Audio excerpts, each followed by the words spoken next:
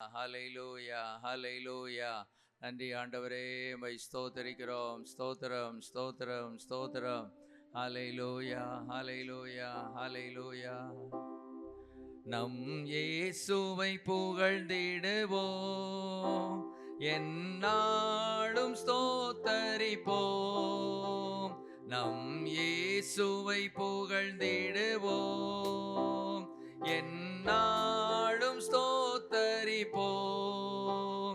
அவர் வல்லவரே, நல்லவரே, என்றும் துதித்திடுவோம். அவர் வல்லவரே, நல்லவரே, என்றும் துதித்திடுவோம். நம் இயேசுவை புகழ்ந்திடுவோம். ஆறுதல் செய்து ஆண்டு நடத்தினீரே, ஆறுதல் செய்து ஆண்டு நடத்தினீரே. ஆயிரம் நன்மைகள் ஆண்டவர் அளித்தீர், ஆயிரம் நன்மைகள் ஆண்டவர் அளித்தீர். நம் இயேசுவை புகழ்ந்திடுவோம், எந்நாளும் ஸ்தோத்தரிப்போம். நம் இயேசுவை புகழ்ந்திடுவோம், எந்நாளும் ஸ்தோத்தரிப்போம். அவர் வல்லவரே, நல்லவரே, என்றும் துதித்திடுவோம். அவர் வல்லவரே, நல்லவரே, என்றும் துதித்திடுவோம். நம் இயேசுவை புகழ்ந்திடுவோம். உந்தன் மறைவினிலே என்னை காத்தவரே, உந்தன் மறைவினிலே என்னை காத்தவரே. தீமைகள் நேர்ந்திடா பாதுகாத்தவரே, தீமைகள் நேர்ந்திடா பாதுகாத்தவரே. நம் இயேசுவை புகழ்ந்திடுவோம், எந்நாளும் ஸ்தோத்தரிப்போம். நம் இயேசுவை புகழ்ந்திடுவோம், எந்நாளும் ஸ்தோத்தரிப்போம். அவர் வல்லவரே, நல்லவரே, என்றும் துதித்திடுவோம். அவர் வல்லவரே, நல்லவரே, என்றும் துதித்திடுவோம். நம் இயேசுவை புகழ்ந்திடுவோம். உம்மை நம்பியதால் உண்மை சமாதானம், உம்மை நம்பியதால் உண்மை சமாதானம் தந்தீரே. இயேசுவே, என்றும் ஸ்தோத்திரம் தந்தீரே.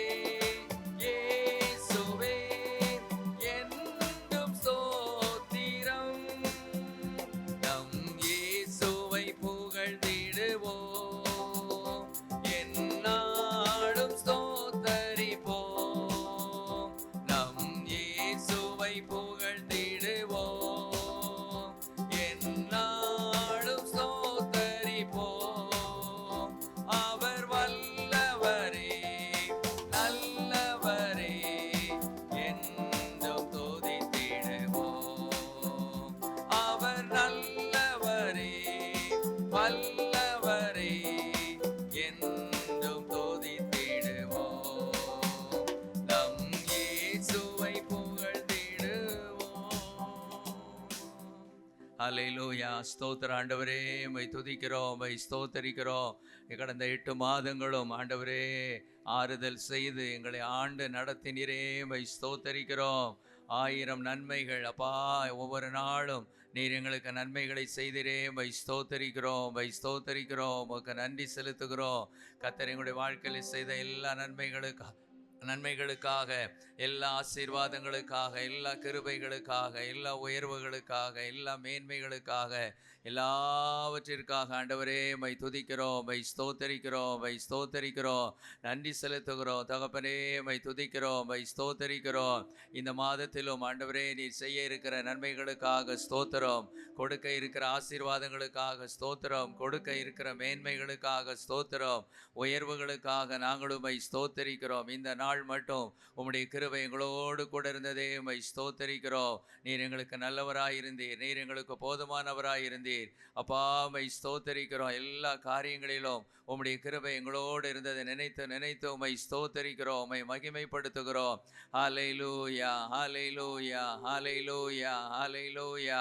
அப்பா, உம்மை துதிக்கிறோம். ஒவ்வொரு நாளும் நீர் எங்களுக்கு வழிகாட்டினீர் அப்பா, ஒவ்வொரு நாளும் எங்களுக்கு நீர் போதித்தீர், ஒவ்வொரு நாளும் எங்களை போஷித்தீர், எங்களை பராமரித்தீர் ஆண்டவரே.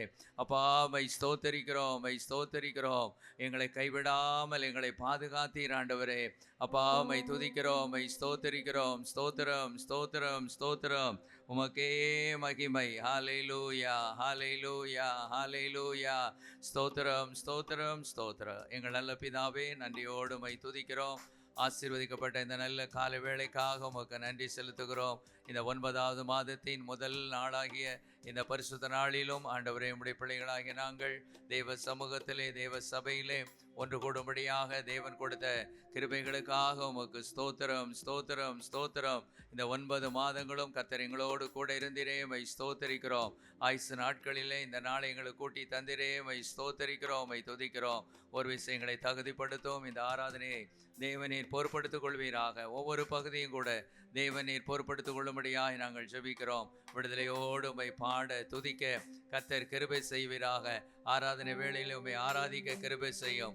ஒருமன் ஆவியை கர்த்தர் கட்டளையிடுவீராக. சிந்தனைகள் சிதறடிக்கப்படாதபடி கர்த்தரை மாத்திரம் நாங்கள் உயர்த்த தேவன் கிருபை செய்வீராக. வார்த்தைகள் மூலமாக தேவன் இடைபடுவீராக.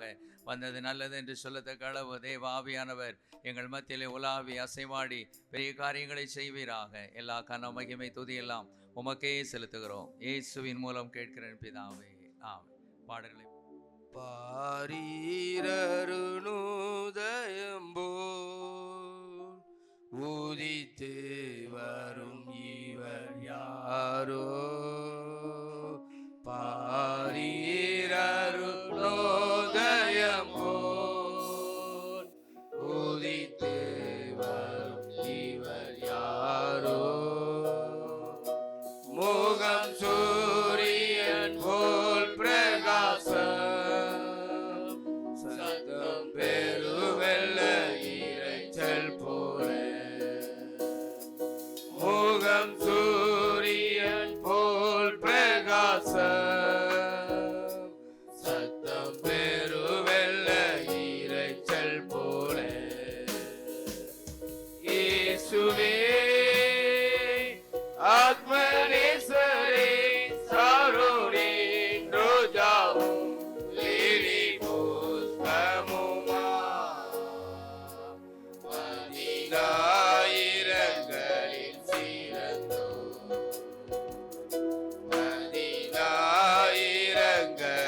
சிறந்தோர், காட்டு மரங்களில் கேச்சிலி போல் எந்த நேசனதோ நிற்கிறார், காட்டு மரங்களில் கேச்சிலி போல் எந்த நேசனதோ நிற்கிறார். நாமம் ஊற்றுண்ட பரிமளமே, இன்ப ரசத்திலும் அதிமதுரம், நாமம் ஊற்றுண்ட பரிமளமே, இன்ப ரசத்திலும் அதிமதுரம்.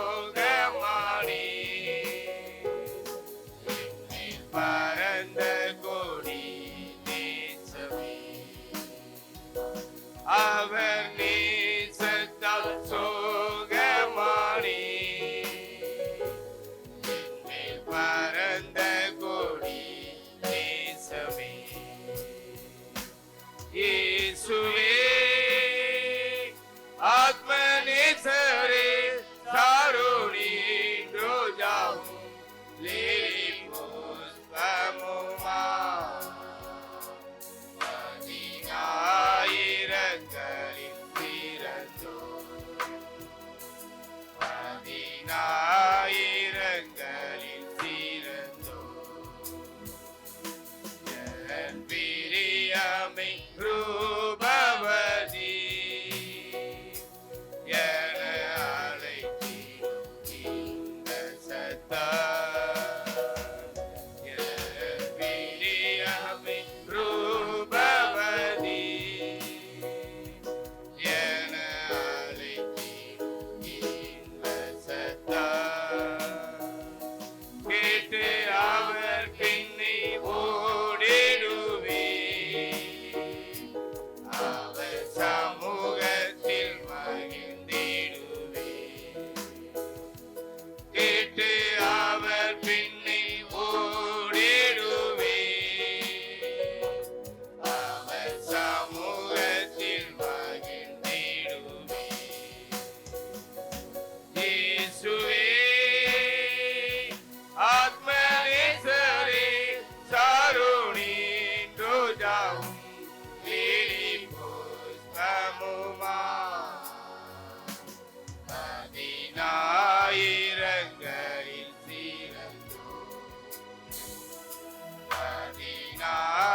பதினாயிரங்களில் சிறந்தோ என் நேசர் என்னுடையவரே அவர் மார்பினில் சாய்ந்திடுவே என் நேசர் என்னுடையவரே அவர் மார்பினில் சாய்ந்திடுவே மணவாளியே வா என்பாரே நானும் செல்வேன் அந்நேரமே மணவாளியே வா என்பாரே நானும் செல்வேன் அந்நேரமே இயேசுவே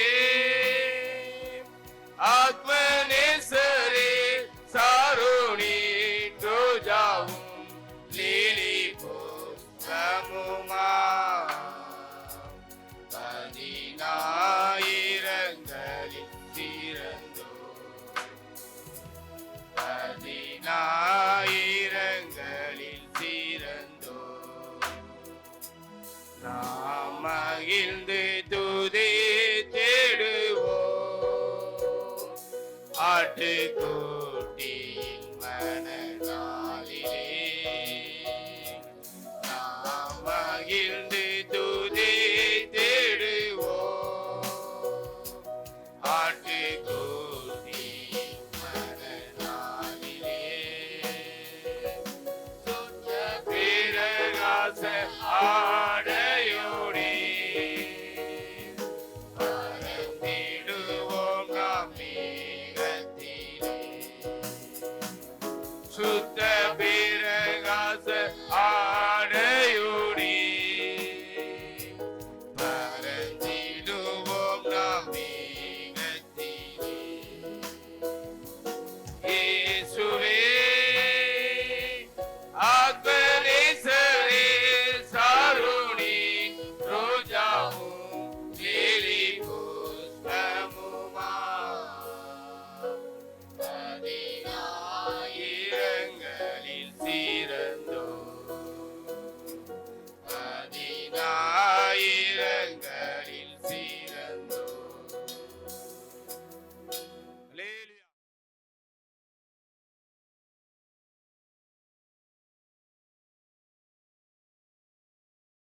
அல்லேலூயா. ஹalleluya. சந்தோஷமா இருக்கவங்க நல்ல கரங்களை உயர்த்தி சொல்லலாமா? ஹalleluya. இன்னும் முழு பலத்தோட நல்ல கரங்களை உயர்த்தி ஹalleluya. ஆண்டவர் ஒரு புதிய மாதத்தை நமக்கு தந்திருக்கிறார். ஆமென். 8 மாதம் முழுவதும் ஆண்டவர் எப்படி பாதுகாத்தார்? உங்களை எப்படி பாதுகாத்தார்? கண்ணின் மணியை போல அவர் ஆண்டவர்களை பாதுகாக்கிற தெய்வமா இருக்கிறார். ஒருத்தரை குறைச்சி பாதுகாத்து ஒருத்தங்களை அப்படின்னு இல்லை, எல்லாரையும் ஆண்டவர் எப்படி பாதுகாக்கிறாரு? தம்முடைய கண்ணின் மணியை போல பாதுகாக்கிற தெய்வமா இருக்கிறார். ஒரு புதிய மாதத்தை இன்னைக்கு ஆண்டவர் நம்ம வாழ்க்கையில கட்டளை எடுக்கிறார். நமக்கு ஜீவனை கொடுத்து நமக்கு சுவாசத்தை கொடுத்து அவருடைய சமூகத்துல உட்கார்ந்து அவரை துதிப்பதற்கும் ஆராதிப்பதற்கும் ஆண்டவர் என்ன பண்ணியிருக்கிறாரு? அழைத்து கொண்டு வந்திருக்கிறார். நல்ல விடுதலையோட நன்றி செலுத்தி உள்ளத்திலேருந்து ஆண்டவரை பாடி துதிக்க போகிறோம். இந்த ஆராதனைக்குள்ளே சபைக்குள்ளே உள்ளே உட்காந்துட்டு நம்ம வேற எதையாவது யோசிச்சுக்கிட்டு வேற எதையாவது சிந்திச்சு கொண்டு இருக்காம, இசப்பா ஒரு 2.5 மணி நேரம் உங்கள் சமூகத்தில் வந்திருக்கிறோம், நல்லா நான் பாடி துதிக்கணும், நல்ல விடுதலையோடு உங்களை ஆராதிக்கணும்னு சொல்லி ஒரு தீர்மானத்தோடு நம்ம வரணும். இப்படி சேர்ந்து நம்ம துதிக்கும் போது நிச்சயமாக ஒவ்வொருத்தரும் கர்த்தருடைய பிரசன்னத்தை என்ன பண்ண முடியும், உணர முடியும். அந்த பிரசன்னத்துக்குள்ளே கடந்து செல்ல முடியும். சேர்ந்து பாடி துதிக்கலாமா? நன்றி பலிகள் செலுத்தியே நாங்கள் ஆலயம் கூடி வந்தோம் அப்பா, துதி பலிகள் செலுத்த நாங்கள் உண்மை போற்ற வந்திருக்கிறோம்னு சொல்லி நல்லா உற்சாகமா கரங்களை தட்டி சேர்ந்து பாடி துதிக்கலாம்.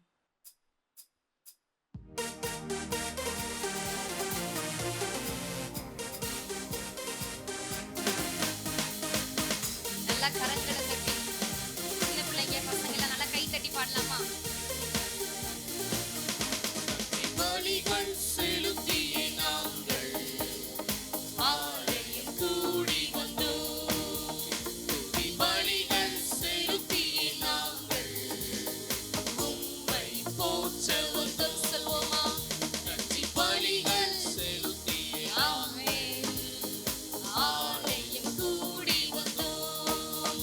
துதி பலிகள் செலுத்தியே நாங்கள் உம்மை போற்ற வந்தோம். கர்த்தர் செய்த கர்த்தர் செய்த நன்மைக்காக நன்றி செலுத்த வந்தோம். நம்மை மறவா அவர் கிருபை எண்ணி துதிக்க வந்தோம். சொல்வோமா? கர்த்தர் செய்த நன்மைக்காக நன்றி செலுத்த வந்தோம். நம்மை மறவா அவர் கிருபை எண்ணி துதிக்க வந்தோம். உடன்படிக்கை உடன்படிக்கை எனக்கு தந்து உந்தனின் பிள்ளையாய் தெரிந்தெடுத்தீர். மரணத்தின் விளிம்பில் நின்ற என் ஜீவனின் பாதையிலே ஜீவனின் பாதையில் திருப்பி விட்டீர். உடன்படிக்கை உடன்படிக்கை எனக்கு தந்து உந்தனின் பிள்ளையாய் தெரிந்தெடுத்தீர். ஆண்டவரை துதித்துக் கொண்டே நின்ற எங்களுக்கு ஜீவனின் பாதையை ஜீவனின் பாதையில் தெரிந்தெடுத்தீர். கர்த்தர் செய்த நன்மைக்காக நன்றி செலுத்த வந்தோம். நம்மை மறவா அவர் கிருபை எண்ணி துதிக்க வந்தோம். சொல்வோமா? கர்த்தர் அவர் செய்த நன்மைகள் எல்லாவற்றையும் நினைவு கூர்ந்தப்பா, நன்றி செலுத்த வந்தோம். நம்மை மறவா அவர் கிருபை எண்ணி துதிக்க வந்தோம். பாதைகள் என்னை சூழ்ந்த போது செட்டைகளாலே என்னை மறைத்தீர். பாதைகள் எல்லாம் காக்கப்படும் தூதனை அனுப்பி தூதனை அனுப்பி உதவி செய்தீர். சொல்வோமா? பாதைகள் வாதைகள் ஒருபோதெல்லாம் நீங்க பாதுகாத்து கொண்டீங்க. செட்டைகளாலே என்னை மறைத்தீர். பாதைகள் எல்லாம் காக்கும் உங்க தூதர்களை அனுப்பி தூதர்கள் அனுப்பி உதவி செய்தீர். கர்த்தர் செய்த நன்மைக்காக நன்றி செலுத்த வந்தோம். நம்மை மறவா அவர் கிருபை எண்ணி துதிக்க வந்தோம். கர்த்தர் செய்த கர்த்தர் செய்த நன்மைக்காக நன்றி செலுத்த வந்தோம். நம்மை மறவா அவர் கிருபை எண்ணி துதிக்க வந்தோம். தேவைகள் நெருக்கி நின்ற போது அற்புதமாக பெருக நீங்க செய்தீர். கண்ணீரின் பாதையிலெல்லாம் கண்ணீரின் பாதை நீங்க எங்க கண்மணியே என்று அழைத்து எங்களை தேய்ச்சினீங்களப்பா. கண்மணியே என்று என்னை அழைத்தீர். தேவைகள் நெருக்கி நின்ற போது அற்புதமாக பெருக செய்தீர். கண்ணீரின் பாதை செய்த போது கண்மணியே என்று என்னை அழைத்தீர். கர்த்தர் செய்த கரங்களை உயர்த்தி ஆண்டவரை துதித்துக் கொண்டே அப்பா. நன்றி செலுத்த வந்தோம். இயேசுவே நம்மை மறவா அவர்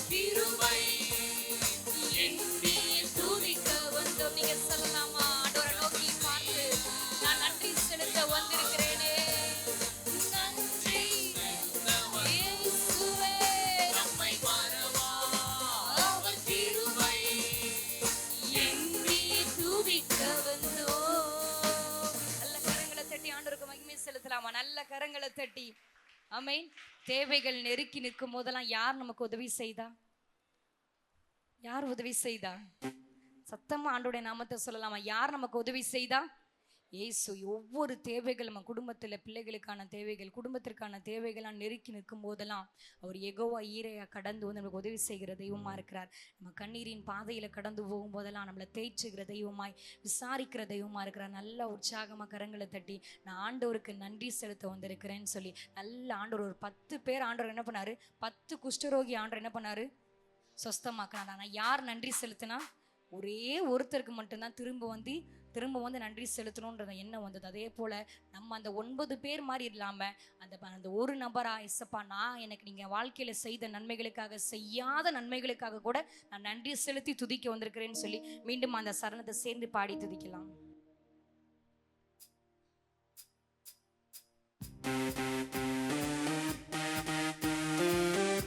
நல்ல கரங்களை தட்டி பாடி துதிப்போமா?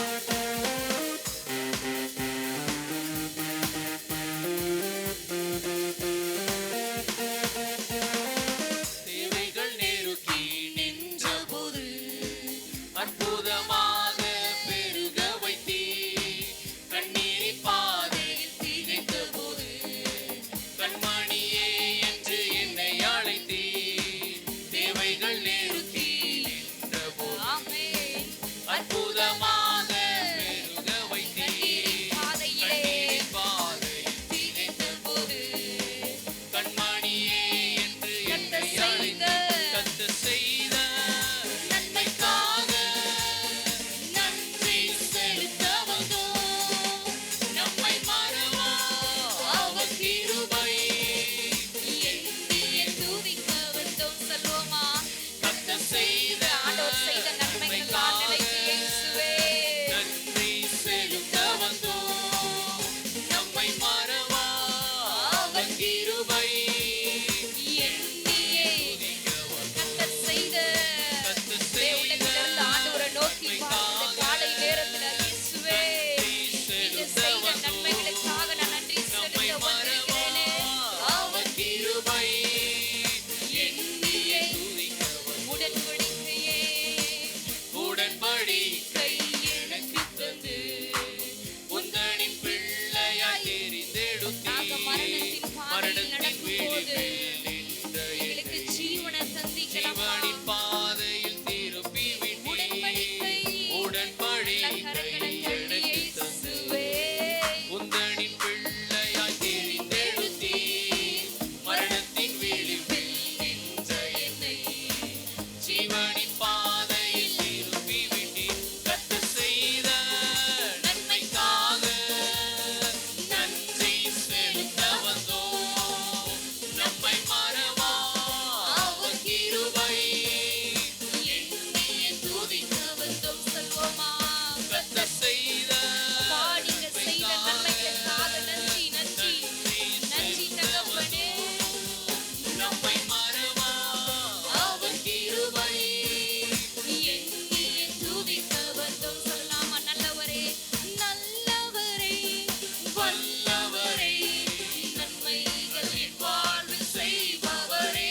ஆமென். நல்லவரே இயேசு நல்லவரே. வல்லவரே ஆமென். நன்மைகள் என் வாழ்வில் நல்லவரே. ஆண்டவரை நோக்கி பார்த்து நல்லவரே உம்மை நாங்கள் துதிக்க வந்திருக்கிறோம் ராஜா.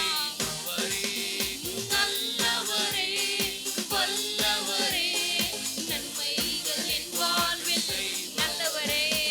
நல்லவரே நல்ல கரங்களை தட்டி உள்ளத்திலிருந்து ஆண்டவருக்கு நன்றி செலுத்தி எனக்கு ஜீவனை கொடுத்து என்னை வாழ வைக்கிற தெய்வமே உமக்கு நான் நன்றி செலுத்துகிறேன்.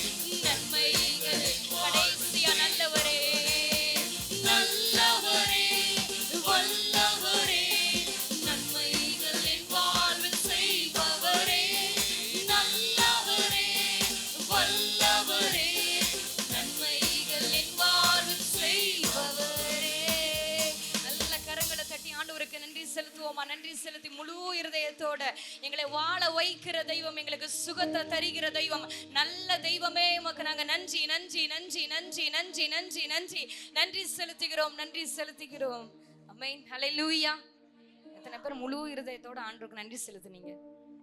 நிறைய பேர் நிறைய நேரத்தில் நம்ம டக்குன்னு தேங்க்யூ சொல்றப்போ இதை உதட்டுனால என்ன பண்ணிடுவோம், நன்றி தேங்க்யூன்னு சொல்லிடுவோம். ஆனால் உள்ளத்திலிருந்து ஆண்டவரை நோக்கி பார்த்து நன்றி செலுத்தும் போது ஆண்டவர் நம்ம மேலே சந்தோஷப்படுகிற தெய்வமா இருக்கிறார், அவர் பிரியப்படுகிற தெய்வமா இருக்கிறார். இன்னொரு பாடலை சேர்ந்து பாடலாம். இயேசுவை போல் அழகுள்ளவர் யாரையும் இப்பூவில் இதுவரை நான் கண்டதில்லை. இந்த உலகத்தில் நம்மளுக்கு எதுவுமே வேண்டாம், இயேசு மாத்திரம் போதும்னு சொல்லி ஆண்டவரை நோக்கி பார்த்து துதிக்கலாமா?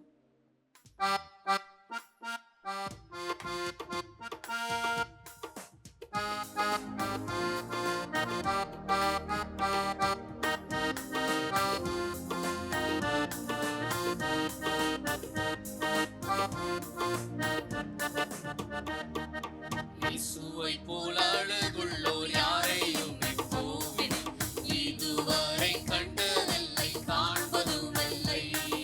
இயேசுவை போல் அழகுள்ளோர் யாரையும் இப்பூவில் இதுவரை கண்டதில்லை, காண்பதுமில்லை.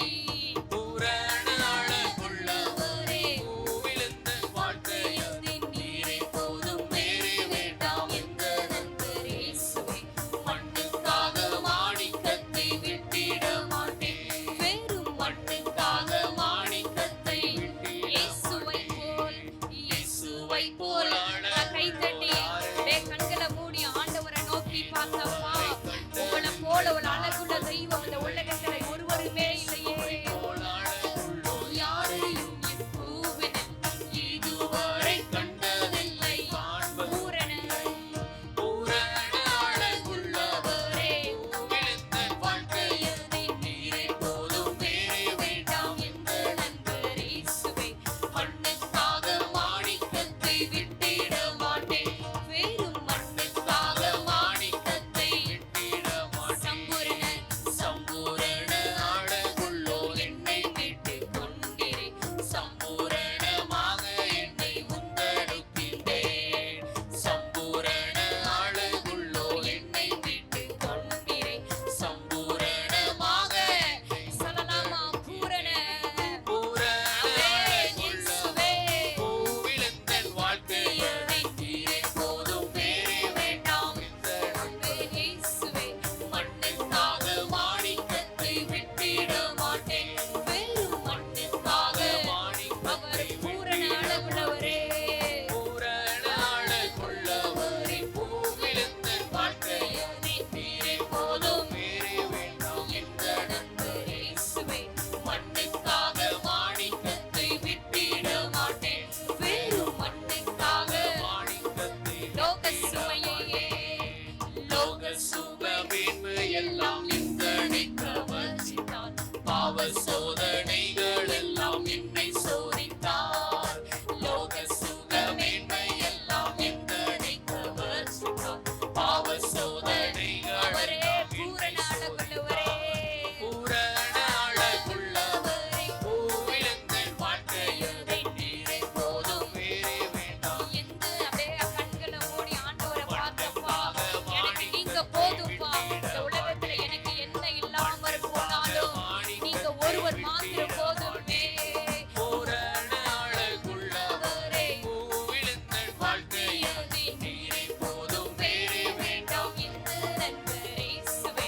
மண்ணுக்காக மாணிக்கத்தை விட்டிட மாட்டேன், வெறும் மண்ணுக்காக மாணிக்கத்தை. தினந்தோறுமே, தினந்தோறும் உம்மில் உள்ள அன்பு என்னில் பொங்குதே, நேசரே நீர் வேகம் வந்து என்னை சேருவே. தினந்தோறும் உம்மில் உள்ள அன்பு ஆமென் இயேசுவே, நேசரே நீர் வேகம் வந்து தினந்தோறுமே, தினந்தோறும் உம்மில் உள்ள அன்பு என்னில் பொங்குதே, நேசரே நீர் வேகம் வந்து. ஆண்டவரை பார்த்து தினந்தோறுமே அவர் தம்முடைய அன்பினால் நம்மை நிரப்புவார் அல்லவா. நேசரே நீர் வேகம் வந்து, பூரண அழகுள்ளவரே, பூரண அழகுள்ளவரே, பூவிழுந்த வாழ்க்கையதின் நீரே போதும். அப்படியே இருக்கிற இடத்துல எல்லாரும் முழங்கால் படியிட்டு, பா நீங்க ஒருவர் மாத்திரம் எனக்கு போதும்பா. இந்த உலகத்துல என்ன இல்லாம போனாலும் எனக்கு இயேசு மாத்திரம் சொல்லி போதும் சொல்றவங்களா முழங்கால் படியிட்டு அப்படியே கண்களை மூடி ஆவிக்குள்ளாக கடந்து வந்து இயேசுவே, இந்த உலகத்திற்காக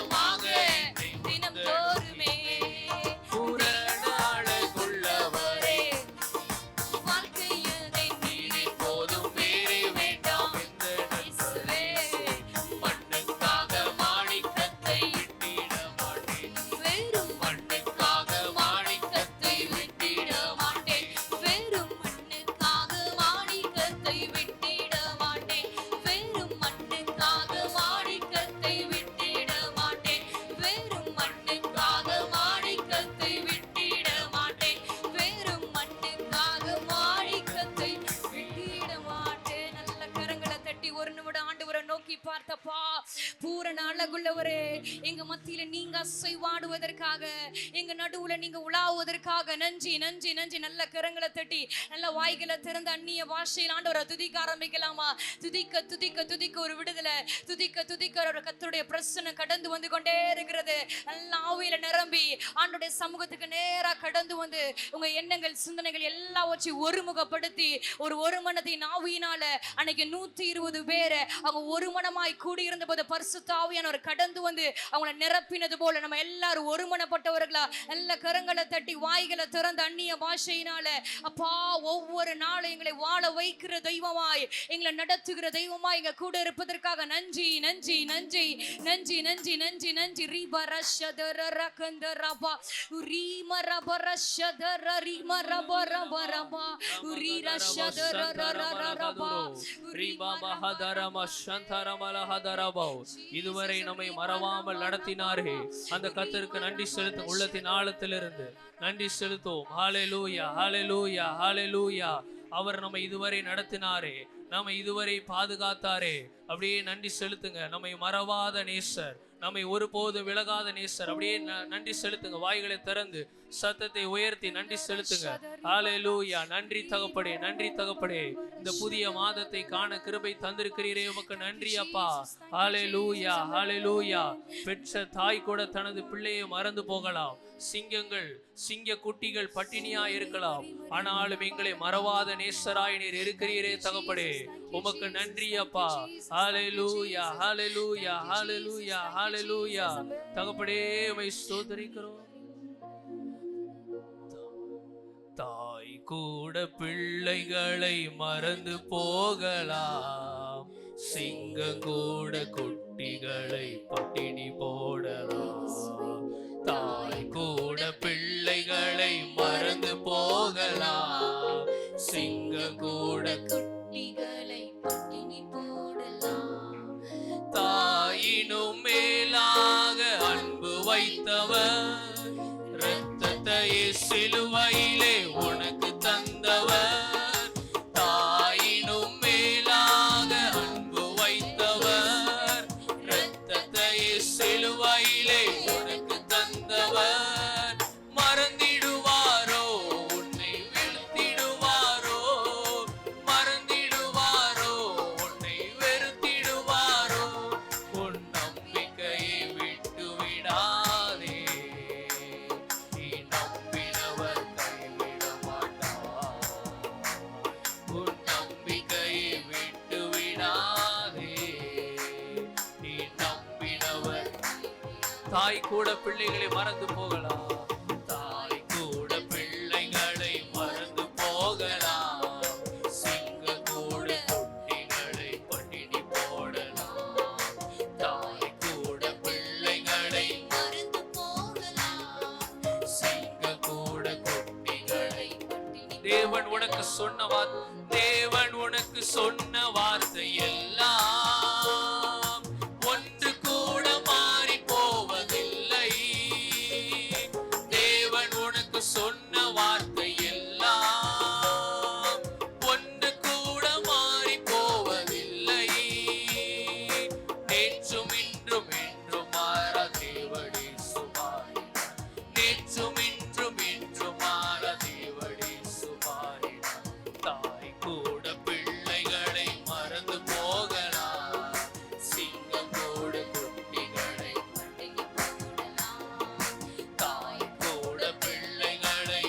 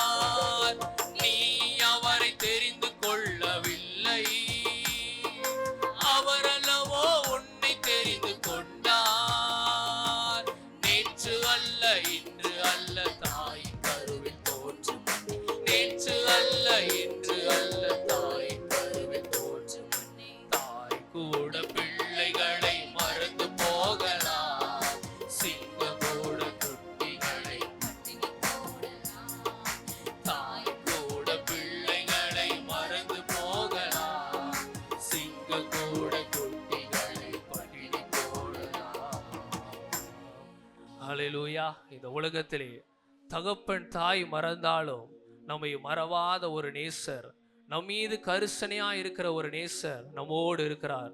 இந்த புதிய மாதத்திலே அநேக பிரச்சனைகளோடு நம்ம ஒருவேளை வந்திருக்கிறோமே என்று நாம் நினைக்கலாம். ஆனால் இந்த புதிய மாதத்திலே நம்மை மறவாத நேசர், தேவன் நமக்கு சொன்ன வார்த்தையெல்லாம் ஒருபோதும் தரையிலே விழுவதில்லை. நேற்றும் இன்றும் என்றும் மாறா நேசர் நம்மோடு வாசம் பண்ணி கொண்டிருக்கிறார். அவர் சொல்லுகிறார், நான் சொன்னதை நிச்சயமாக உங்களுடைய வாழ்க்கையிலே செய்து முடிப்பேன் என்று அவர் சொல்லுகிறார்.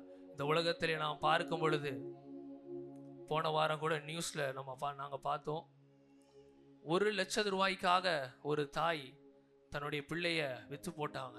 இந்த உலகத்திலே அன்பு குறைந்து போயிருக்கிறது.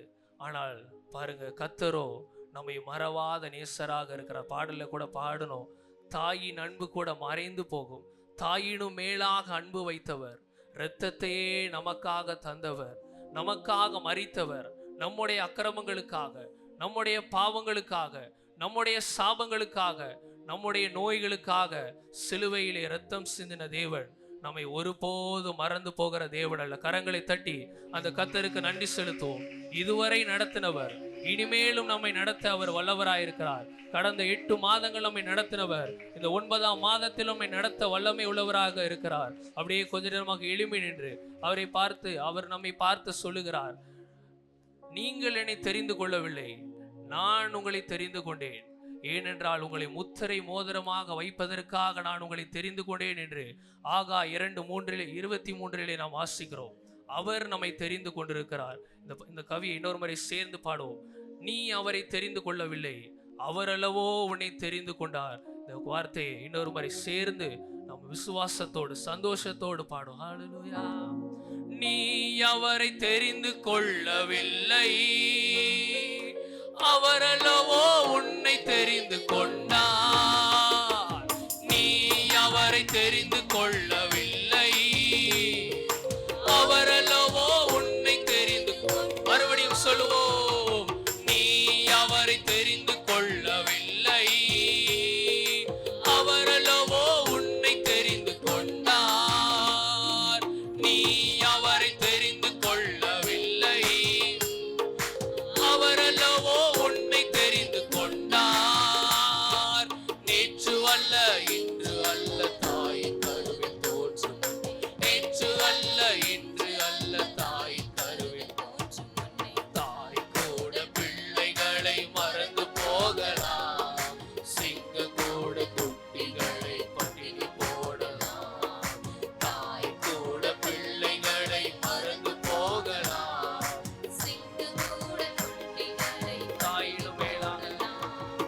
தாயினும் மேலாக அன்பு வைத்தவர், இரத்தத்தையே சிலுவையிலே உனக்கு தந்தவர்.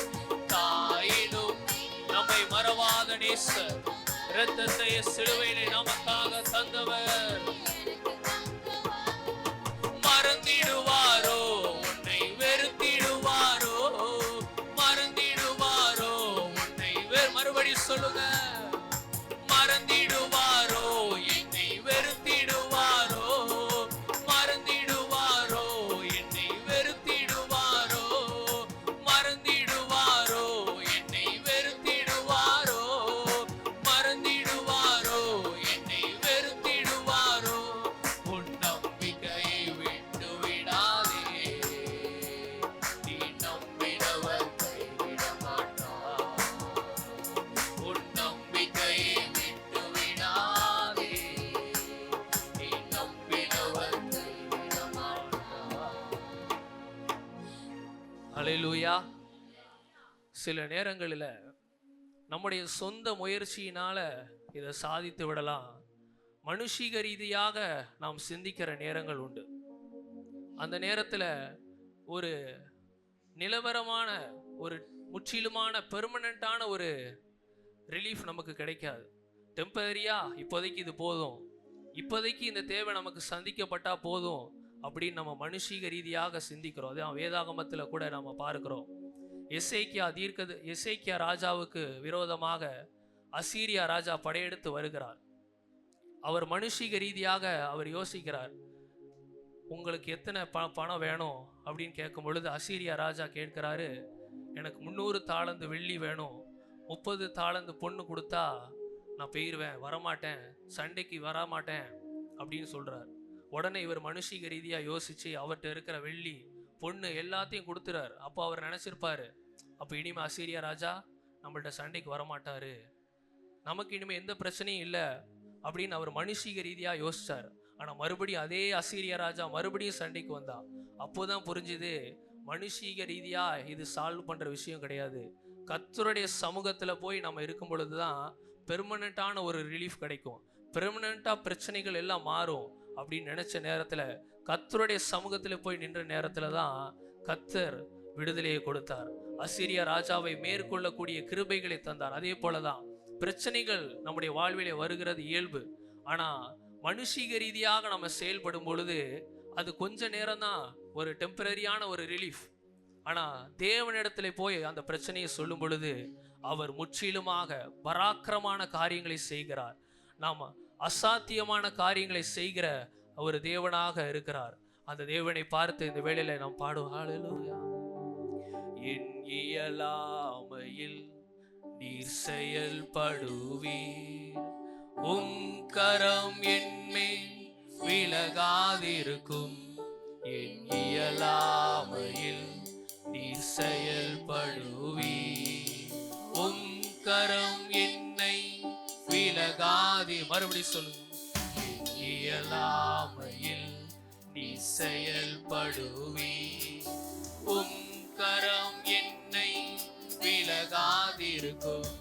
என் இயலாமையில் நீர் செயல்படுவீர், உம் கரம் என்னை விலகாதிருக்கும். மலைகளை பெயர்ப்பீரென்றார்,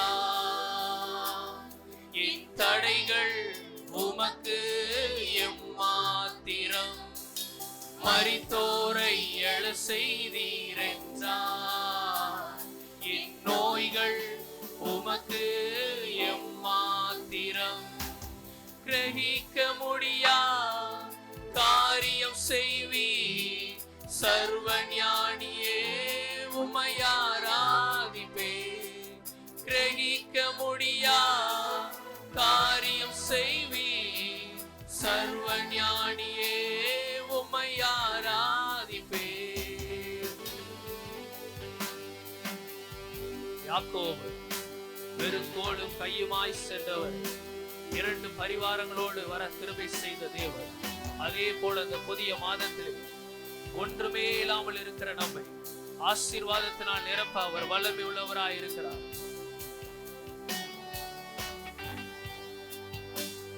வெறுங்கோலும் கையும் இரு பரிவாரமாகும், உம்மாலன்றி இது யாரால் கூடும். வெறுங்கோலும் கையும் இரு பரிவாரமாகும், உம்மாலன்றி இது யாரால் கொடு. ஆகாயத்து பட்சிகளை போஷிப்பீரென்றார், என்னையும் போஷிப்பது நிச்சயமே. காட்டு புஷ்பங்களை உடுத்துவது நீரென்றார், குறைவின்றி நடத்துவது நிச்சயம். மறுபடியும் ஆகாயத்து பட்சிகளை போஷிப்பீரென்றார், என்னையும் போஷிப்பது நிச்சயமே. காட்டு புஷ்பங்களை உடுத்துவது நீரென்றார், என்னை குறைவின்றி நடத்துவது நிச்சயமே. கரங்களை கிரகிக்க முடியா காரியம் செய்வீர், சர்வஞானியே உம்மை ஆராதிப்பேன். கிரகிக்க முடியா காரியம் செய்வீர், சர்வஞானியே உம்மை ஆராதிப்பேன். என் தேவனிடத்தால் ஏதாகிலும் செய்திடுவார் என்றாகிலும் என்னை மறந்தது உண்டா. என் தேவனிடத்தால் ஏதாகிலும் செய்திடுவார் என்றாகிலும் என்னை மறந்தது சொல்லுவோமா. என் தேவனிடத்தால்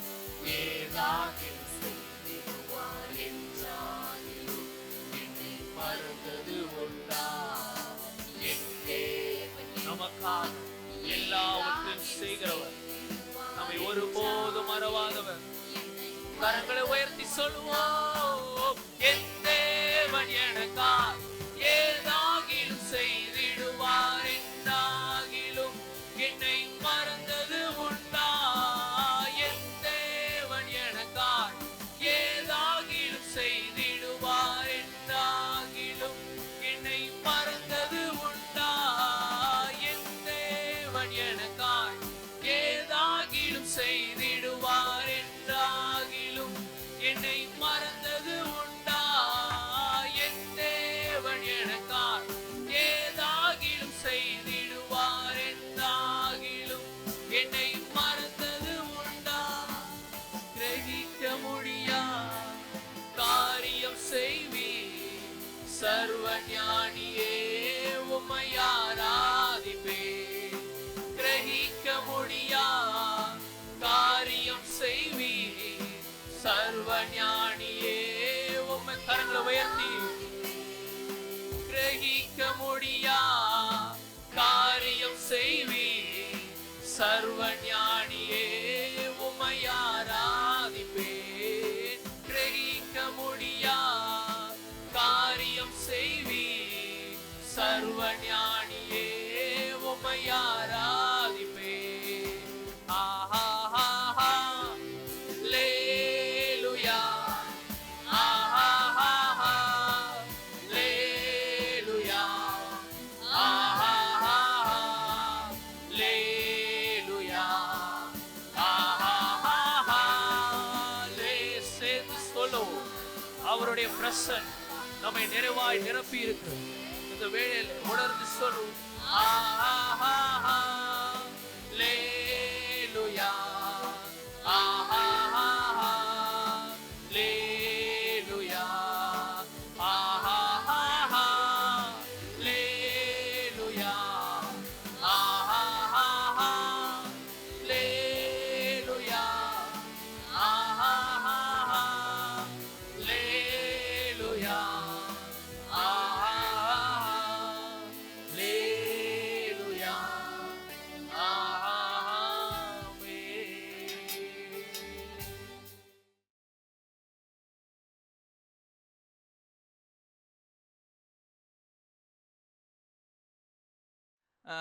கர்த்தரை, கொஞ்சம் ஹெட்டிங்கே கொஞ்சம் நீளமாக இருக்குது. கர்த்தரை தேட அவர் அனுமதிக்கும் காரியம். கர்த்தரை தேட அவர் நம்முடைய வாழ்க்கையிலே அனுமதிக்கும் காரியம். Price the Lord. சரி, தேவன் அவரை தேடணும், நாம் தேவனை தேடணும்னு அவர் விரும்புகிறார். தேவ பிள்ளைகளை பொறுத்தளவில் சில சமயம் என்ன செய்ய மாட்டேங்காங்க, தேவனை தேடுவதே இல்லை. வாழ்க்கை சுமூகமாக போய் கொண்டிருக்கும் போது, தேவைகள் நன்றாக சந்திக்கப்பட்டிருக்கும் போது அவங்க தேவனை தேடுவதில்லை. அவங்க பொதுவாக என்ன சொல்கிறாங்க, நம்ம எதுக்கு ஆண்டவரை வேதனைப்படுத்துவானே, அவர் எதுக்கு கஷ்டப்படுத்துவானே, நாம் நல்லா இருக்கிறோம், நம்ம குடும்பம் நல்லா இருக்குது, இப்படியே போயிட்டு இருக்கட்டும், ஆண்டவர் எதுக்கு தேடணும் அப்படின்னு நம்ம நினைக்கிறோம். ஆனால் தேவன் என்ன விரும்புகிறார் என்றால், தேவனுடைய பிள்ளைகள் அவரிடத்தில் உறவாட வேண்டும், அவரை தேட வேண்டும், அவரிடத்தில் ஐக்கியம் கொள்ள வேண்டும் என்று விரும்புகிறார். அப்படி இல்லாத பட்சத்திலே தேவன் சில காரியங்களை நம்முடைய வாழ்க்கையிலே அனுமதிக்கிறார். எதற்காக என்றால் அவரை தேடும்படியாக, அவரை நாடும்படியாக. அதற்காக தேவன் சில காரியங்களை நம்முடைய வாழ்க்கையிலே அனுமதிக்கிறார். இப்போ வேதத்திலிருந்து நம்ம பார்க்க போகிறோம். சிலருடைய வாழ்க்கையிலே அவங்க தேவனை தேடலை, தேட வேண்டிய பிரகாரம் தேவனை தேடலை. ஆகவே தேவன் சில கஷ்டங்களை, சில நஷ்டங்களை, சில வேதனைகளை அவருடைய வாழ்க்கையில் அனுமதித்தார். அனுமதித்த பிறகு அவர்கள் தேவனை தேடுகிறார்கள். அப்படி இல்லாமல் பொதுவாகவே நம்ம தேவனை தேடிடலாமே, அவரை நாடிடலாமே, அவருடைய பிரசன்னத்தில் அமர்ந்திருக்கலாமே. இன்னைக்கு நம்ம வேதத்திலிருந்து பார்க்க போகிறோம். சரி, சிம்சோனை குறித்து நாம் பார்க்கலாம். நியாயாதிபதிகள் 15ஆம் அதிகாரம் 15-16 வசனம். அப்பொழுது சிம்சோன் கழுதையின் தாடை எலும்பின் குவி 15-16. உடனே அவன் ஒரு கழுதையின் பச்சை தாடை எலும்பை உடனே பிடிச்சிடுறாங்களே, அப்படி செய்யக்கூடாது. ஒரு நபர் வாஸ்தா கொஞ்சம் விட்டு கொடுத்துருங்களேன், அவங்க தானே முதல்ல எடுத்தாங்க. யாராக இருக்கட்டும், எக்ஸாக இருக்கட்டும், ஒய்யாக இருக்கட்டும், பிடுங்காதீங்க. ஹல்லேலூயா. சரி, முதல்ல வாசித்தவங்க வாசிங்க, ஃபஸ்ட்டு எடுத்தவங்க வாசிங்க. உடனே அவன் ஒரு கழுதையின் பச்சை தாடையெலும்பை கண்டு தன் கையை நீட்டி அதை எடுத்து அதனாலே 1000 பேரை கொன்று போட்டான். அப்பொழுது சிம்சோன் கழுதையின் தாடை எலும்பில் குவியல் குவியலாக பட்டு கிடக்கிறார்கள், கழுதையின் தாடை எலும்பினால் 1000 பேரை கொன்றேன் என்றான். அப்படி சொல்லி உடனே அவன் ஒரு கழுதையின் பச்சை தாடை எலும்பை கண்டு தன் கையை நீட்டி அதை எடுத்து அதனாலே 1000 பேரை கொன்று போட்டான். அப்பொழுது சிம்சோன் கழுதையின் தாடை எலும்பினால் குவியல் குவியலாக பட்டு கிடக்கிறார்கள், கழுதையின் தாடை எலும்பினால் 1000 பேரை கொன்றேன் என்றான். அவனுடைய அந்த வார்த்தையில தேவனை உயர்த்தவோ தேவனை மகிமைப்படுத்தவோ தேவனாலே இது நடந்தது என்றவோ அவன் முதல்ல என்ன செய்யல, சொல்லவே இல்லை. அவர் என்ன சொல்றாரு, தன்னால், தன்னுடைய பலத்தினால், தன்னுடைய வல்லமையினால் நடந்தது போல அவர் சொல்றாரு. அப்பொழுது சிம்சோன் கழுதையின் தாடை எலும்பினால் குவியல் குவியலாக பட்டு கிடக்கிறார்கள், கழுதையின் தாடை எலும்பினால் 1000 பேரை கொன்றேன், நான் கொன்றேன், நான் சாதித்தேன், நான் செய்தேன், நான் வெற்றி பெற்றேன், நான் தொழிலே லாபம் சம்பாதித்தேன் எப்படின்னு சொல்றத தேவன் ஒருபோது என்ன செய்கிறது இல்லை, விரும்புகிறது இல்லை. பிரைஸ் தி லார்ட், ஹல்லேலூயா, ஸ்தோத்திரம். இவர் ஒரு ரெட்டடிப்பு செய்து விட்டார். இருட்டடிப்புனா என்ன? இந்த வல்லம் அவருக்கு எதனால கிடைச்சது? 14ஆம் வசனத்தை நான் வாசிக்கிறேன். அவன் லேகி வரைக்கும் வந்து சேர்ந்த போது பெலிஸ்தர் அவனுக்கு விரோதமாய் ஆரவாரம் பண்ணினார்கள். அப்பொழுது கர்த்தருடைய ஆவி அவன் மேல் பலமாய் இறங்கினதினால் அவன் புயங்களில் கட்டியிருந்த கயிறுகள் நெருப்புப்பட்ட நூல் போலாகி அவன் கட்டுகள் அவன் கைகளை விட்டு அருந்து போயிற்று. உடனே அவன் ஒரு கழுதையின் தாடை எலும்பை எடுத்து. அப்படின்னா என்ன? இந்த 1000 பேரை கொல்வதற்கு, எதிரிகளை கொல்வதற்கு தேவ ஆவியானவர் அவன் மேல் என்ன செய்தார்? இறங்கினார். அன்னைக்குள்ள காரியங்கள் வித்தியாசம். இன்னைக்கு தேவன் இப்படி செய்ய மாட்டார். டக்குன்னு என் மேலே இறங்கி டக்குன்னு நம்ம எதிரிகளை அடித்து போட்டுற முடியாது. நமக்கு விரோதமாக வந்தாங்க ஒரு காலத்தில், 2 தடவை வந்தாங்க. ஜெயபால் அவங்க இருக்கும்போது வந்தாங்க, பர்னபாஸ் ஸ்டானில் அவங்க இருக்கும்போதும் வந்தாங்க. அப்போ நம்ம ஓலை ஷெட்டு போட்டிருந்தோம். அப்போ ஒரு குரூப் வந்தாங்க. அப்போ பழைய ஏற்பாட்டு ஆவியானவராக இருந்தால் பழைய ஏற்பாட்டில் தேவன் எப்படி கிரியை செய்தார் அப்படின்னா டக்குன்னு என் மேலே இறங்கியிருப்பார். டக்குன்னு என் மேலே இறங்கி மடன் அவ்வளவரையும் அடித்தா என்ன ஆயிடுவாங்க? அவங்க துணி எடுன்னு நினைஞ்சிருப்பாங்க, ஓடி போயிருப்பாங்க. அவங்க ரொம்ப நேரம் பேசியிருக்கவே மாட்டாங்க. ஆனால் இந்த நாட்களில் அப்படி அல்ல. இந்த நாட்கள் ஆவியானவர் செயல்படுகிறது வேற, அந்த பழைய உடன்படிக்கையில் தேவன் செயல்பட்டது வேற. சரி, இப்போ இவர் எதை இருட்டடிப்பு செய்து விட்டார்? தேவனுடைய பலத்தினால் நான் 1000 பேரை கொன்றேன் அப்படின்னு சொன்னா அது ரொம்ப நல்லா இருக்கும். ஆனா அவர் அப்படி சொல்லாம தன்னுடைய பலத்தினாலே கொன்னது போல அவர் என்ன செய்கிறார்? சொல்லுகிறார். இப்போ இந்த சூழ்நிலையில தான் அவருக்கு பாருங்க, தேவனை பொதுவாக இவர் என்ன செய்யவே இல்லை, தேடவே இல்லை. நீங்கள் நியாயாதிபதிகளை சிம்சோனை குறித்து பார்த்தா 2 இடத்துல தான் தேடுறாரு. நம்ம அதை குறித்து நம்ம அப்புறமா என்ன செய்ய போகிறோம், நம்ம படிக்க போகிறோம். 2 இடத்துல தான் தேடுறாரு. அவர் மேலே இருந்த அபிஷேகம் என்ன அபிஷேகம்? நசரே அபிஷேகம் கிடையாது. நியாயம் விசாரிக்கும் அபிஷேகம், அதுவும் அவர் செயல்படுத்தலை. நியாயம் விசாரிக்கிறத அவர் செய்யலை. அவர் முழுசுமா எங்கே தான் இருந்தார்? பெலிஸ்த தேசத்தில் தான் அவருடைய வேலையே இருந்துச்சு. பெலிஸ்த தேசத்தில் தான் அவர் இருந்தார். அவர் நியாயம் விசாரிக்கலாம் போல. அவர் தன்னுடைய சுய மாம்சத்தின் ஆசை இச்சைகளை நிறைவேற்றுவதற்காக அவர் எங்கே தான் சுற்றிக்கிட்டே கிடந்தார்? மேக்சிமமாக பெலிஸ்த தேசத்தில் தான் சுற்றிக்கிட்டு இருந்தார். அவர் மேலே இருந்த அபிஷேகம் என்ன அபிஷேகம்னா ஒரு பலத்தின் அபிஷேகம். சொல்லுங்க, பலத்தின் அபிஷேகம். தேவ ஆவியானவர் இறங்கும் போது அவர் அசாத்தியமான மனிதனாக மாறி விடுவார். பெரிய பெரிய காரியங்களை சாதாரணமாக சாதிப்பார். தேவ ஆவியானவர் அவர் மேலே இறங்கும் போது சிங்கத்தை ஆட்டுக்குட்டியை மாதிரி என்ன செய்வார்? கிழிச்சு போடுவார். எதிராக எத்தனை பேர் வந்தாலும் அவங்கள சின்ன பின்னமாக கொலை செய்து விடுவார். 300 நரியை பிடிச்சார். பிடிக்க முடியுமா நம்மால? நம்ம வீட்டில் இருக்கிற ஒரு தெருவில் இருக்கிற ஒரு நாயை பிடிக்க முடியுமா? நாய் நம்ம கடிச்சு விட்டுரும், நம்ம பிடிக்க மாட்டோம். 300 நரியை பிடிச்சாரு. அப்படி அவர் காரியங்களை பார்த்தீங்கன்னா பராக்கிரமமான காரியங்களை தான் செய்துக்கிட்டு வருவார். அவரை கெட்டுவாங்க, நெருப்பு பட்டது போல என்ன செஞ்சிடும், போயிடும். இப்படி நிறைய காரியங்களை நீங்கள் பார்க்கலாம். அந்த அந்த பட்டணத்தினுடைய அந்த பெரிய கதவை டகார்னு அசைச்சு அதை அப்படியே தோல்ல வச்சு எங்க தூக்கிட்டு போவாரு? மலை மேலே ஏறுவார். அவர் மேலே இருந்த அபிஷேகம் என்ன அபிஷேகம்? ஒரு வல்லமையின் அபிஷேகம், ஒரு பலத்தின் அபிஷேகம். ஒருவேளை அவர் நியாயாதிபதியாகவும் அவர் அபிஷேகம் பண்ணப்பட்டிருந்தார், அதையும் வச்சுக்கோங்க. ஆனால் பொதுவாக இவர் எந்த அபிஷேகத்தை தான் பயன்படுத்தினார்? அந்த பலத்தின் அபிஷேகத்தை தான் பயன்படுத்தினார். அதுக்கு மேலே அவர்கிட்ட ஒன்றுமே இல்லை. அவர் ஒரு பெரிய அற்புதம் செய்ததாகவோ அதிசயங்களை செய்ததாகவோ நம்ம பார்க்கல. எலியா எலிசாலாம் பல காரியங்களை செய்திருக்காங்க.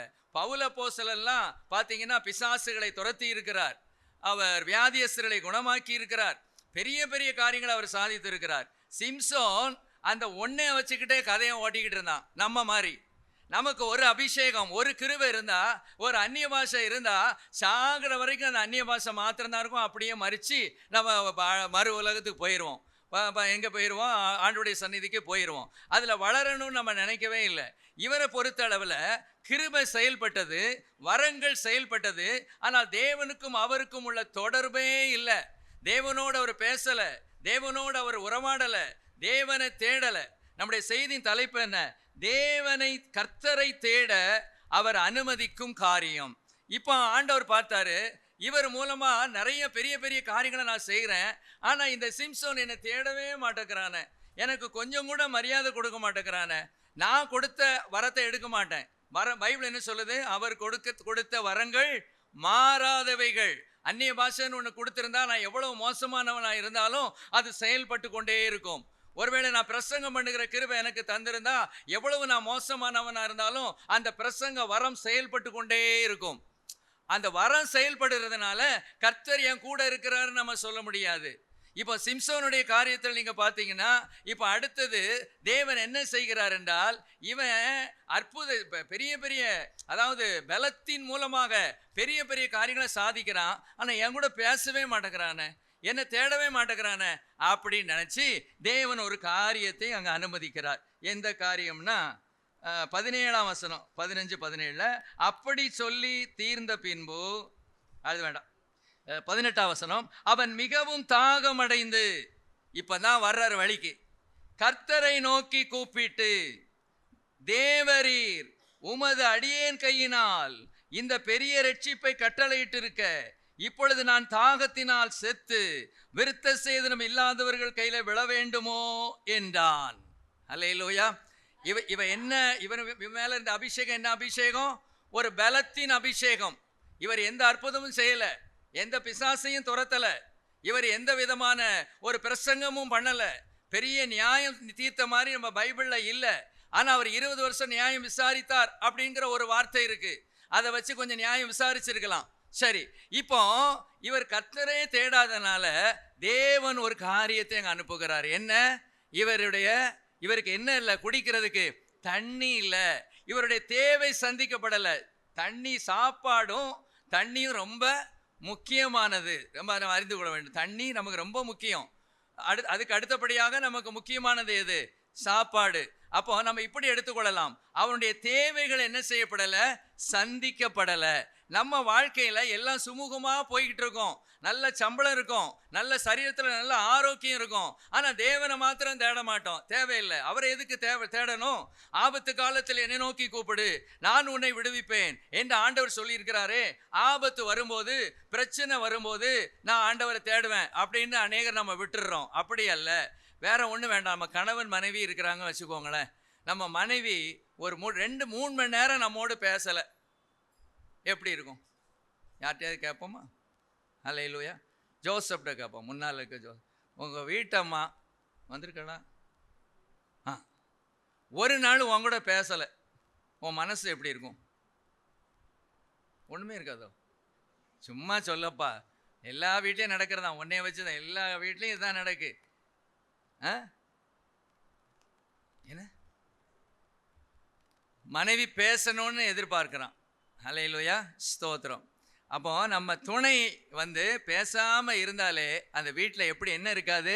ஒரு சமாதானம் இருக்காது, ஒரு சந்தோஷம் இருக்காது. இதுதாங்க தேவன் அதாவது ஏதோ நம்மளை கடினப்படுத்தி நம்ம ஜெபிக்க வைக்கணும், 1 மணி நேரம் ஜெபம் பண்ணணும், 2 மணி நேரம் ஜெபம் பண்ணணும் அப்படின்னு நம்ம கண்டிப்பு பண்ணலை.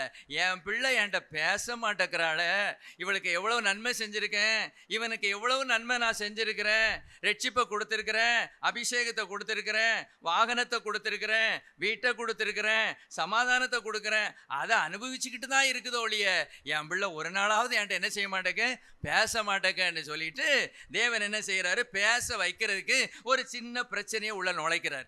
அல்லேலூயா. இப்போமாவது என் பிள்ளை என்கிட்ட பேசுமா அப்படின்னு பார்க்குறாரு. இவருடைய வாழ்க்கையில் இப்போ இவருக்கு என்ன தேவையாயிருச்சு, தண்ணி. டபால்னு டம்முன்னு ஒரு அடி அடிச்சுட்டு அங்கே தண்ணியை கொண்டு வர முடியாது. ஒரு 100 பேர் வந்தாருன்னா இவர் மேலே இந்த அபிஷேகத்தை 100 பேர்ல என்ன செஞ்சிருவாரு, அடித்து மலத்திடுவார். ஆனால் இப்போ தண்ணி வேணும்னா இப்போ யார் தான் கொடுக்கணும், தேவன் தான் கொடுக்கணும். அந்த இடத்துல ஒரு வனாந்தரமான இடம், ஒரு காட்டுப்பகுதி, அங்கே அவருக்கு தண்ணி இல்லை.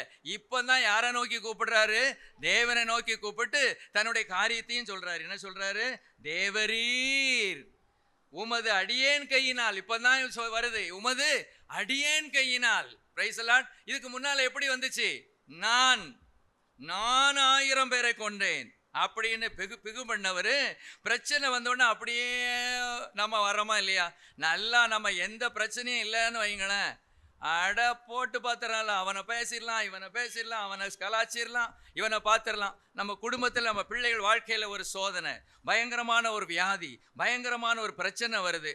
அப்போ அந்த திமிர் வருமா, அப்போ அந்த அகம்பாகம் வருமா, வரவே வராது. ஐயோ என் பிள்ளையே இப்படி இருக்கும்போது, எங்கள் குடும்பத்திலே இவ்வளோ நெருக்கம் இருக்கும்போது நான் ஏன் மற்றவங்களுடைய காரியத்தில் போய் ஈடுபடுறேன், ஆண்டவரே என் பிள்ளையை சுகமாக்க மாட்டீரா, இறக்கம் செய்ய மாட்டீரா, என்னுடைய கேரக்டர்லாம் இப்படி இருக்கு ஆண்டவரே, என்னை மன்னிச்சிருங்க ஆண்டவரே, சொல்கிறோமா இல்லையா? Price the Lord. நம்முடைய தேவன் கரெக்டாக நம்மை கொண்டு போவார். நாம் சரியா இல்லைன்னா நம்மை சரிப்படுத்துவார். அல்லேலூயா.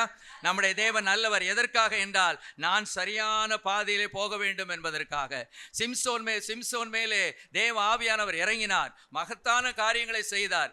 ஆனால் தேவனோடு உள்ள உறவு, தேவனோடு உள்ள ஐக்கியம் இல்லாததுனாலே தேவன் இப்போ ஒரு சின்ன பிரச்சனை, இல்லாமை என்கிற தண்ணீர் இல்லை அவருக்கு. இப்போ ஆண்டவரை நோக்கி என்ன செய்கிறார், பெரிய ரட்சிப்பை கட்டளையிட்டு இருக்க, இப்பொழுது நான் தாகத்தினால் செத்து விருத்த சேதனம் இல்லாதவர்கள் கையிலே விழ வேண்டுமோ என்றான். அப்பொழுது தேவன் லேகியில் உள்ள பள்ளத்தை பிளக்க பண்ணினார். அப்போ தண்ணி வந்துருச்சு. அப்போ நம்முடைய தேவன் என்ன விரும்புகிறாரு, நம்ம தேவனோடு பேசணும், ஐக்கியப்படணும். அப்படி இல்லைன்னா தேவன் ஏதோ ஒன்றை என்ன செய்வார், அனுமதிப்பார். ஏதோ ஒரு காரியத்தை, ஏதோ ஒரு கஷ்டத்தை, நஷ்டத்தை அனுமதித்து அப்படியாவது என் பிள்ளை என்கிட்ட பேசிடாதான்னு பார்க்குறாரு. அதுக்குத்தான் அது. நம்மளை நொறுக்கணுங்கிறது அவருடைய எண்ணம் அல்ல, நம்ம பிள்ளைங்களுக்கு வியாதியை கொடுக்கணுங்கிறது அவருடைய எண்ணம் அல்ல, நாம் நாசமாக போகணுங்கிறது அவருடைய எண்ணம் அல்ல. என் பிள்ளை என் கூட பேசணும். ஹல்லேலூயா. அவர் அதனால தான் பாவம் செய்யாத சூழ்நிலையிலே தேவன் இறங்கி அவர் யார்கிட்ட பேச வந்தார், ஆதாம் ஏவாளோடு பேச வந்தார். எத்தனையோ தேவதூதர்கள், கோடிக்கணக்கான தேவதூதர்கள் பரலோகத்தில் இருக்கும்போது மனுமக்களிடத்திலே அவர் என்ன செய்தார், வந்து பேசினார், அவர்களும் பேசினார்கள். ஹல்லேலூயா. இந்த பாக்கியம் நமக்கு வேணும். ஹல்லேலூயா. அப்போ கர்த்தரை தேட அவர் சில காரியங்களை என்ன செய்கிறார், அனுமதிக்கிறார். ஹல்லேலூயா. கடைசி வரைக்கும் இவருடைய வாழ்க்கையில அந்த பலத்தின் அபிஷேகம் தான் இருந்தது ஒழிய அதை டெவலப் பண்ணிக்கொள்ளவே இல்லை, அதை டெவலப் பண்ணவே இல்லை.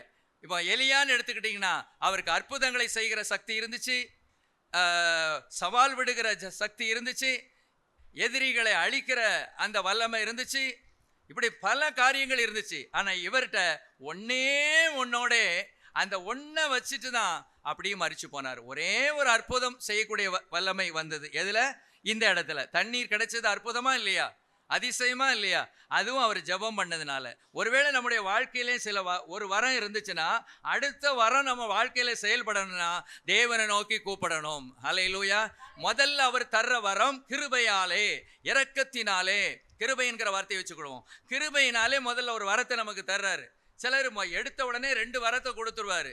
அவங்க அதில் சரியா இல்லாமல் தேவனிடத்தில் ஜெபித்து அதை வளர செய்யாமல் அதை தேறினவனாக மாறாமல் இருந்தால் அந்த 2 வரத்தோடு முடிஞ்சிடும், அந்த ஒரு வரத்தோடு முடிஞ்சிடும். அப்போ இவர் ஜெபித்ததுனால தான், ஜெபிக்காமலேயே பலத்தின் அபிஷேகம் செயல்பட்டது. ஆனால் ஜெபித்ததுனால தான் ஒரு அற்புதம் நடந்தது. ஹல்லேலூயா. Praise the Lord. அப்போ நம்ம ஒருவேளை உங்களுக்கு அந்நிய பாஷை மாத்திரம் இருக்குன்னா அடுத்த வரத்துக்காக நம்ம ஆண்டவரத்தில் என்ன செய்யணும், ஜெபிக்கணும். Praise a lot. வரங்கள் நிறைய இருக்கு. நம்ம 12 வரம்னு நினச்சிக்கிட்டு இருக்கோம், நிறைய இருக்கு. ஒரு நாள் அதை நம்ம ஒரு நாள் சிந்திப்போமே, ஒரு வித்தியாசமான வரங்களையும் நாம் சிந்திப்போம். சரி, ரெண்டாவதாக நம்ம ஒரு நபரை குறித்து நம்ம பார்ப்போம். ஸ்தோத்திரம். தெரிஞ்ச பகுதி தான். 1 சாமுவேல் 1ஆம் அதிகாரம் 2ஆம் வசனத்தின் கடைசி பகுதி.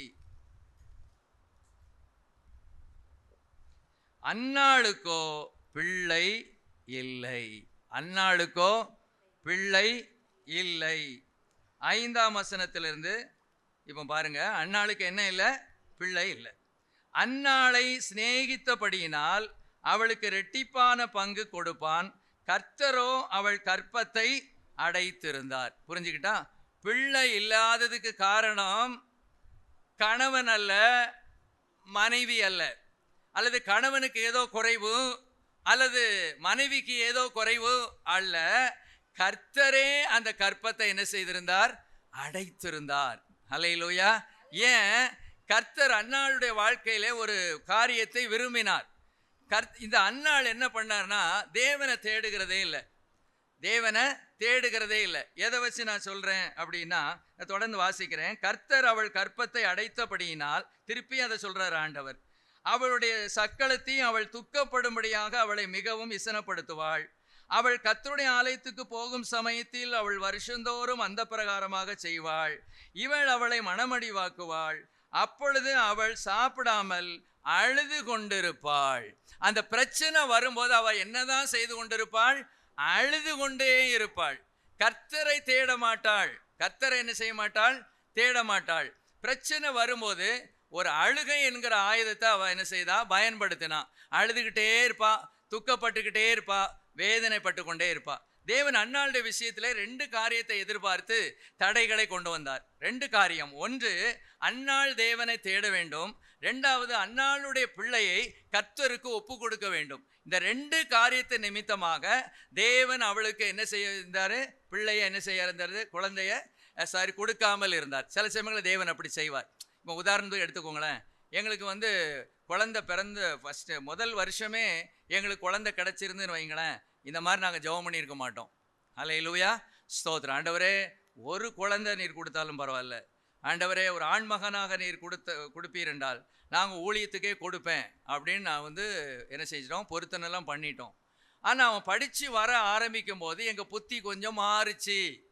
பிரைஸ் எல்லாம். புத்தி எப்படி மாறுச்சு அப்படின்னா, ஊழியத்துக்கு போக வேண்டாம் அப்படிங்கிற புத்தி அப்படி அல்ல, என்னை மாதிரி ஊழியம் செய்வான் அப்படின்னு நான் என்ன செய்திருந்தேன்? நினச்சிருந்தேன். முழு நேரமாக ஊழியம் செய்வதற்கும் பகுதி நேரமாக ஊழியம் செய்வதற்கு என்ன இருக்குது? கொஞ்சம் வித்தியாசம் இருக்குது. அது கடினமானதான். நான் வேலை பார்த்துக்கிட்டே ஊழியம் செய்தது கடினம்தான், இல்லைன்னு சொல்லலை. ஆனால் கர்த்தருக்காக முழுமையாக வேறு பிரித்து வருவது என்பது அது ஒரு விசேஷமான ஒரு காரியம். கர்த்தரையே சார்ந்திருக்க வேண்டும் எந்த காரியத்துக்கும். இப்போ நம்ம என்னை பொறுத்தவரை நான் அப்படி இல்லை. உலக பிரகாரமாக அரசாங்கம் எனக்கு சம்பளம் கொடுத்துச்சு. அப்படி இருக்கும்போது நான் ஒரு விசுவாசியை கர்த்தரை சார்ந்திருக்க வேண்டிய அவசியம் இல்லை. சரி, இப்போ நாங்கள் அப்படி நாங்கள் பிளான் பண்ணி தான் அவனை எங்கே படிக்க வச்சோம்? பிஇக்கு படிக்க வச்சோம். அவங்க சித்தப்பா பையன் வேற துபாயில் இருக்கான் கூட. அவங்க அப்பாவுடைய தம்பி பையன் 3 பேர் அங்கே இருக்காங்க, துபாயில் இருக்காங்க. அவன் சொல்லியிருக்காங்க, படித்து முடிச்சுட்டு வாப்பா, உன்னை துபாயில் ஒரு கம்பெனியில் சேர்த்து விட்டுறலாம் அப்படின்னா நமக்கு என்ன வந்துடுது? சரி, அங்கே போய் அங்கே ஊழியம் செஞ்சுக்கிட்டு அங்கே என்ன செஞ்சுவான்? வேலையும் செய்வான்னு. கர்த்தர் பார்த்தாரு, நீ என்னடா பொருத்தனை பண்ண? நீ என்ன பொருத்தனை பண்ண? குழந்தை உனக்கு இல்லாமல் இருக்கும்போது அது சக்கரை கட்டியாக இருந்துச்சு. குழந்தை தந்தா போதும், குழந்தை தந்தா போதும், குழந்தை தந்தா போதும் இருந்துச்சு. குழந்தை தந்துட்டேன்ல, அப்போ நீ என்ன செஞ்சுருக்கணும்? +2 முடித்த உடனே இல்லை நீ பைபிள் காலேஜுக்கு அனுப்பியிருக்கணும். அதுதானே சரியானதாக இருக்கும் அப்படின்னு வச்சு தேவன் சில காரியங்களை செய்ய ஆரம்பித்தார். அப்புறம் அவனாலே ஒப்பு கொடுக்க வச்சார். அல்லேலூயா. எங்கள் விஷயத்தில் அப்படி செஞ்சார், ஒப்பு கொடுக்க வச்சார். அவனும் அதை ஏற்றுக்கொள்ளக்கூடிய ஒரு கிருபையை கர்த்தர் அவனுக்கு என்ன செய்தார்? கொடுத்தார். அவன் சொன்ன ஒரு காரியம் ஒருவேளை உங்களுக்கு அது பெருசாக தெரியாமல் இருக்கலாம். அவன் நினைத்தது என்னன்னா, அதாவது அவன் அப்படி நினச்சிருக்க கூடாது. பிரைஸ் அலாட், ஸ்தோத்திரம். அப்பா மாதிரி இருந்துக்கணும்னு நான் நினச்சேன். அதாவது கொடுத்து ஊழியம் செய்யணும் அப்படின்னு நினச்சேன். நான் வாங்கி தான் ஊழியம் செய்யணுமா? அவங்ககிட்ட வாங்கி தான் நான் சாப்பிடணுமா? அப்படிங்கிற எண்ணெல்லாம் அவனை ரொம்ப கதிகலங்க வச்சுட்டு. ஏன்னா பேச்சுகள் அப்படி வரும் பார்த்தீங்களா? ஊழியர்கள்னா அப்படி ஒரு கோபம் சிலருக்கு இருக்கும், பொறாமை அப்படி இருக்கும், அவங்க முன்னேறுறாங்களே அப்படிங்கிற பொறாமை அப்படிலாம் சிலருக்கு இருக்கும். நான் கேள்விப்பட்டதையும் சொல்கிறேனே, இப்படிலாம் இருக்குது, இதெல்லாம் தெரிஞ்சுக்கோங்க. நீங்கள் அப்படி செய்யாமல் இருங்க, அதுதான் எங்களுடைய வாஞ்சை, எங்களுடைய தாகம். தேவன் எல்லாத்தையும் பார்த்துட்டு இருக்காரு. ஒரு பாஸ்டருக்கு நல்ல பிள்ளைகளை கொடுத்துருக்காரு. ஒரு பிள்ளை நல்ல கொழு கொழுன்னு இருக்குது. அப்போ ஒரு விசுவாசி அதை பார்த்து சொல்கிறாங்களாம், முதற் பலனை சாப்பிட்ட பிள்ளை எப்படி கொழுத்துருக்கு பார்த்தியா? உங்கள் பிள்ளைய அப்படி சொன்னால் உங்களுக்கு எப்படி இருக்கும்? பெருக்கு மாதிரி எடுத்து அடிச்சிருக்க மாட்டீங்க?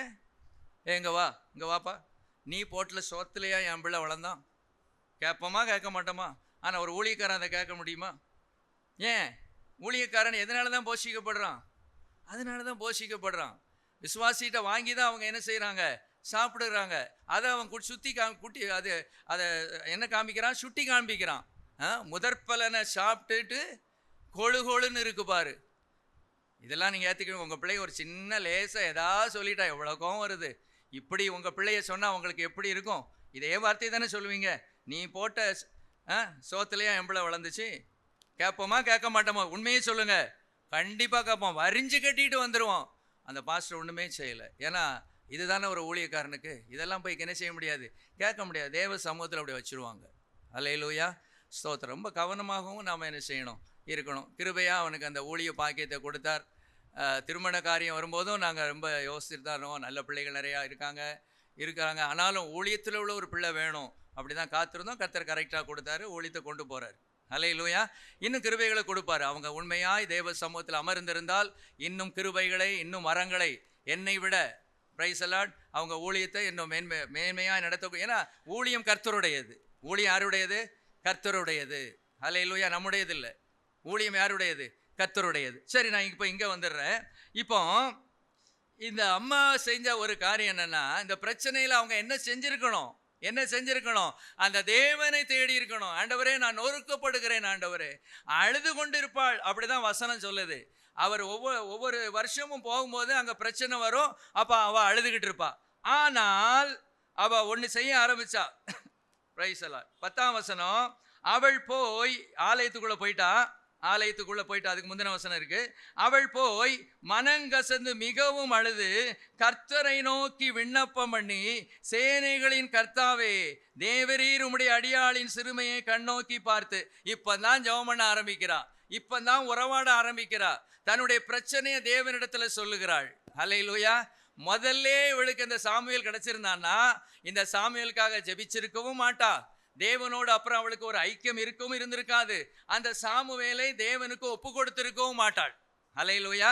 அப்ப இதை செய்வதற்காகத்தான் தேவன் என்ன செய்கிறார்? அந்த ஆசீர்வாதத்தை கொடுப்பதற்கு தாமதம் செய்கிறார். அல்லேலூயா, பிரைஸ் அலாட். சில தாமதங்கள் நினைச்சு நம்ம வருத்தப்பட வேண்டிய அவசியம் இல்லை. ஆனா தாமதிக்கும் போது ரொம்ப கஷ்டமா தான் இருக்கும். அது குழந்தை செல்வம் என்பது அது ஒரு பெரிய ஆசீர்வாதம். அது கொஞ்சம் இல்லைங்கும் போது ஒரு கேள்விக்குறியா தான் இருக்கும். ஆனாலும் தேவனை தேட ஆரம்பித்த போது, தேவ சமூகத்திலே போய் அழுத போது கர்த்தர் செய்தாரா செய்யலையா? பிரைஸ் அலாட். அல்லேலூயா. அவருடைய வாழ்க்கையில அற்புதம் செய்தார். அந்த அம்மாவும் தனக்கென்று வச்சுக்கிடாம அவங்க எப்படி ஜெபம் பண்ணாங்களோ அப்படியே ஒப்பு கொடுத்தாங்க. ஆகவே சாமுவேல்னா பெயர்சபா முதல், தான் முதல் பெயர்சபா வரைக்கும், நம்ம பாணியில சொன்னா காஷ்மீர், கன்னியாகுமரி டு காஷ்மீர் வரைக்கும் சாமுவேல்னா தெரியாதவங்களே யார் இருக்காது. அந்த அம்மாவுக்கு எவ்வளவு சந்தோஷமா இருந்திருக்கும், எவ்வளவு மகிழ்ச்சியா இருந்திருக்கும். என் பிள்ளைய குறித்து தானே பேசுறாங்க, நினைச்சு பார்த்துருப்பாங்களா? ஓப்பனி பினகாசில் ஒருத்தன் தானங்க வரணும் அடுத்தது, ஏலிக்கு அடுத்தது. ஆனால் எங்கேயோ இருந்த ஒரு சாதாரணமான தாய், பெயர் இல்லாத, அட்ரஸ் இல்லாத ஒரு தாயினுடைய மகன் எங்க வர்றாரு? உயர்ந்த இடத்துக்கு வர்றாரு. காரணம் என்ன? தேவன் அவங்களை தேட வச்சு, ஒப்பு கொடுக்க வச்சு அங்க ஒரு அற்புதத்தை செய்தார். இதே மாதிரிதான் ராகேல். ஆதியாகமம் 30:1-2 வாசிங்க. யாராவது வாசிங்க. ராகேல் தான் யாக்கோபுக்கு பிள்ளை பெறாததை கண்டு தன் சகோதரியின் மேல் பொறாமை கொண்டு யாக்கோபை நோக்கி, எனக்கு பிள்ளை கொடும், இல்லாவிட்டால் நான் சாகிறேன் என்றாள். அப்பொழுது யாக்கோபு ராகேலின் மேல் கோபம் கொண்டு, தேவன் அல்லவோ உன் கற்பத்தை அடைத்திருக்கிறார், நான் தேவனோ என்றான். இப்போ இங்க ஒரு குறைவு, இதுவும் அதே குறைவு தான். என்ன குறைவு? குழந்தை இல்லாத, பிள்ளை இல்லாத ஒரு குறைவு. அந்த அம்மா என்ன சொல்றாங்க? தன் சகோதரியின் மேல் பொறாமை கொண்டு. யாக்கோவுக்கு பிள்ளைகளை பெறாததைக் கண்டு தன் சகோதரின் மேல் பொறாமை கொண்டு யாக்கோபை நோக்கி, எனக்கு பிள்ளை கொடும், இல்லாவிட்டால் நான் சாகிறேன் என்றார். அவர் நல்ல பதில் கொடுக்கிறாரு. அப்பொழுது யாக்கோபு ராகேலின் மேல் கோபம் கொண்டு, தேவன் அல்லவோ உன் கற்பத்தை அடைத்திருக்கிறார், நான் தேவனா என்றான். அல்லேலூயா. கணவனா பிள்ளை கொடுக்கிறது, கணவன் மூலமாய் கொடுக்கிறார் ஒழிய, இதோ பிள்ளைகள் கர்த்தரால் வரும் சுதந்திரம், கற்பத்தின் கனி அவரால் கிடைக்கும் பலன். உங்களுக்கு கிடைச்ச பிள்ளைகளுக்காக கர்த்தரை ஸ்தோத்திரிங்க, நன்றி செலுத்துங்க, அந்த பிள்ளைகளுக்காக ஜெபிங்க, தலையில கை வச்சு ஜெபிங்க, தூங்கும் போது முழங்கால் படிட்டு அந்த பிள்ளைகளுக்காக ஜெபிங்க, இந்த வார்த்தையை சொல்லியே ஜெபிங்க. ஆண்டவரே, இந்த பிள்ளை நீர் கொடுத்த சுதந்திரம்ப்பா, நீர் கொடுத்தது ஆண்டவரே, இந்த பிள்ளையை ஆசீர்வதியும், சின்ன வயதிலிருந்தே உமக்கு பயப்படுகிற பயத்துல வளரட்டும், வயது வரும்போது ரட்சிக்கப்படட்டும், மனம் திரும்பி என் பிள்ளை கர்த்தருக்காய் வாழட்டும் ஆண்டவரே. இப்படி நம்ம சொல்லணும். பிள்ளைகளை பார்க்கும்போது நமக்கு சந்தோஷம் வரணும். அல்லேலூயா. உங்க வீட்டு முன்னால பென்ஸ் கார் இருக்கு, இந்த அல்லது நீங்க ஒரு புதிய வீடை கட்டியிருக்கீங்க, ஓகே, இதெல்லாம் ஒரு கொசுறு பூன்னு போயிடும், பிள்ளைக்கு முன்னால் அது சமமே கிடையாது. அல்லேலூயா. Praise the Lord. பிள்ளைகள் கர்த்தரால் வரும் சுதந்திரம். ஒரு குரூப்பை நம்ம இந்த பூமியில விட்டுட்டு போகிறோம், நம்ம பெயரை சொல்லி உலக பிரகாரமாக நம்ம பிள்ளைகள் தான் இந்த உலகத்துல என்ன செய்கிறது, வாழ்கிறது. இது பெரிய பாக்கியம். ஒருவேளை வீடு இல்லாம இருக்கலாம், வாகனம் இல்லாம இருக்கலாம், ஆனா பிள்ளைகள் என்பது தேவன் கொடுத்தது. அல்லேலூயா. இந்த பிள்ளைகளுக்காக கர்த்தரை நம்ம ஸ்தோத்திரிக்கணும். ஆனா பிள்ளை இல்லைன்னு உடனே யாரை தேடி போனா, கணவனை, இவர் ஏதோ தப்பு பண்றாரு, ஏதோ பேருக்கு தான் என்கிட்ட அன்பா இருக்கிற மாதிரி நடிச்சுக்கிட்டு அலைகிறாரு அப்படிங்கிற மாதிரி அந்த அம்மாவுக்கு ஒரு நினைப்பு. ஆனால் அவர் கரெக்டாக பேசுறாரு. என்னம்மா என்கிட்ட வந்து கேட்குறியம்மா, என்னம்மா நானா உனக்கு பிள்ளை கொடுப்பேன், தேவன் தானப்பா பிள்ளை கொடுக்கணும், என்கிட்ட வந்து கேட்குறிய அப்படின்னு சொன்ன உடனே இந்த அம்மாவுக்கு சுருக்குன்னு ஒன்று வந்திருக்கும்னு நினைக்கிறேன். அப்பந்தான் நினைச்சாங்க, ஐயையோ நம்ம போக வேண்டிய இடம் கணவனிடத்துல இல்லை, ஆஸ்பத்திரிக்கு இல்லை. Price the Lord. நம்ம எங்கெங்கெல்லாமோ சுற்றி சுற்றி சுற்றி சுற்றி போவோம், ஆனால் யாரை மறந்துடுவோம், கர்த்தரை மறந்துடுவோம். ஆனால் அந்த ராகேல் அப்புறம் என்ன செஞ்சாங்க, 22ஆம் வசனம், தேவன் ராகேலை நினைத்தருளினார், அவளுக்கு தேவன் செவி கொடுத்து அவள் கற்பம் தரிக்கும்படி செய்தார். தேவன் ராகேலை நினைத்தருளினார், அவளுக்கு தேவன் செவி கொடுத்தார். யாருக்கு? ராகேலுக்கு. என்ன எதனால செவி கொடுத்தார்? தேவனுடைய பாதத்தில் போய் விழுந்தாள். ஆண்டவரே, எங்க அக்காவை ஆசீர்வச்சிருக்கிறீர், அதுக்காக ஸ்தோத்திரம். இப்ப ஜபமே மாறிட்டு, பொறாமை மாறிட்டு. இது நம்ம யூகம். ஹல்லேலூயா. Praise the Lord. பொறாமைப்பட்டவள் இப்போ புரிஞ்சுக்கிட்டா, பிள்ளையை கொடுப்பது யாரு? தேவன். ஆகவே ஆண்டவருடைய சமூகத்துல போய் ஒரு ஸ்தோத்திரத்தை முதல்ல போட்டுட்டா. என்ன ஸ்தோத்திரம்? ஆண்டவரே, எங்க அக்காவுக்கு பல பிள்ளைகளை கொடுத்திருக்கிறீர், அதற்காக ஸ்தோத்திரம். அப்படியே என் மீதும் இரக்கமாயிரும் ஆண்டவரே, உன் கண்சாடை என் மீதும் படட்டும் ஆண்டவரே. நீர் இரக்கமுள்ளவர் தானே, நீர் கிருபை உள்ளவர் தானே, உம்மிடத்துல பட்சபாதம் இல்லையே. ஆண்டவர், எங்க அக்காளுக்கு செய்தவர் எனக்கு செய்யக்கூடாதா? என் வாழ்க்கையில் ஒரு அற்புதம் நடக்கக்கூடாதான்னு ஆண்டவரை தேட வச்சார் ஆண்டவர். அல்லேலூயா. செவி கொடுத்தார். கர்த்தர் என்ன செய்தார்னா, கற்பந்தரிக்கும்படி செய்தார். சாதாரண ஆள் வெளியே வரல, ஒரு தேசத்தை தலைவனாக ஒரு யோசேப்பு வந்தான். அல்லேலூயா. Praise the Lord. ஒருவேளை சில நன்மைகள் தாமதமாயிட்டு இருக்கா, கவலையப்படாதீங்க. அல்லேலூயா. தேவனை தேடுங்க, தேவ சமூகத்தில் அமருங்க, தேவ சமூகத்தில் நம்ம உட்காருவோம். கர்த்தர் பெரிய காரியங்கள் நம்முடைய வாழ்க்கையில செய்வார். அல்லேலூயா. அல்லேலூயா சொல்லுவோம். Price the Lord. ஸ்தோத்திரம். அடுத்தது எசேக்கியா ராஜாவை குறித்து சிந்திக்க போகிறோம். அவர் எப்படி ஆண்டவரை தேடினார்னு. 2 ராஜாக்கள் 18ஆம் அதிகாரம் 2 ராஜாக்கள் 18:13 வாசிங்க. யூதாவின் ராஜாவாகிய எசேக்கியாவின் 14ஆம் வருஷத்திலே அசீரியா ராஜாவாகிய சனகெரிப் யூதாவில் இருக்கிற அரணான சகல பட்டணங்களுக்கும் விரோதமாய் வந்து அவைகளை பிடித்தான். அப்பொழுது யூதாவின் ராஜாவாகிய எசேக்கியா லாகீசில் உள்ள அசீரியா ராஜாவுக்கு ஆள் அனுப்பி, நான் குற்றம் செய்தேன், என்னை விட்டு திருப்பி போம், நீர் என்மேல் சுமத்துவதை சுமப்பேன் என்று சொன்னான். அப்படியே அசீரியா ராஜா யூதாவின் ராஜாவாகிய எசேக்கியாவின் மேல் 300 தாலந்து வெள்ளியையும் 30 தாலந்து பொன்னையும் சுமத்தினான். ஆதலால் எசேக்கியா கர்த்தரின் ஆலயத்திலும் ராஜாவுடைய அரண்மனை பொக்கிஷங்களிலும் அகப்பட்ட எல்லா வெள்ளியையும் கொடுத்தான்.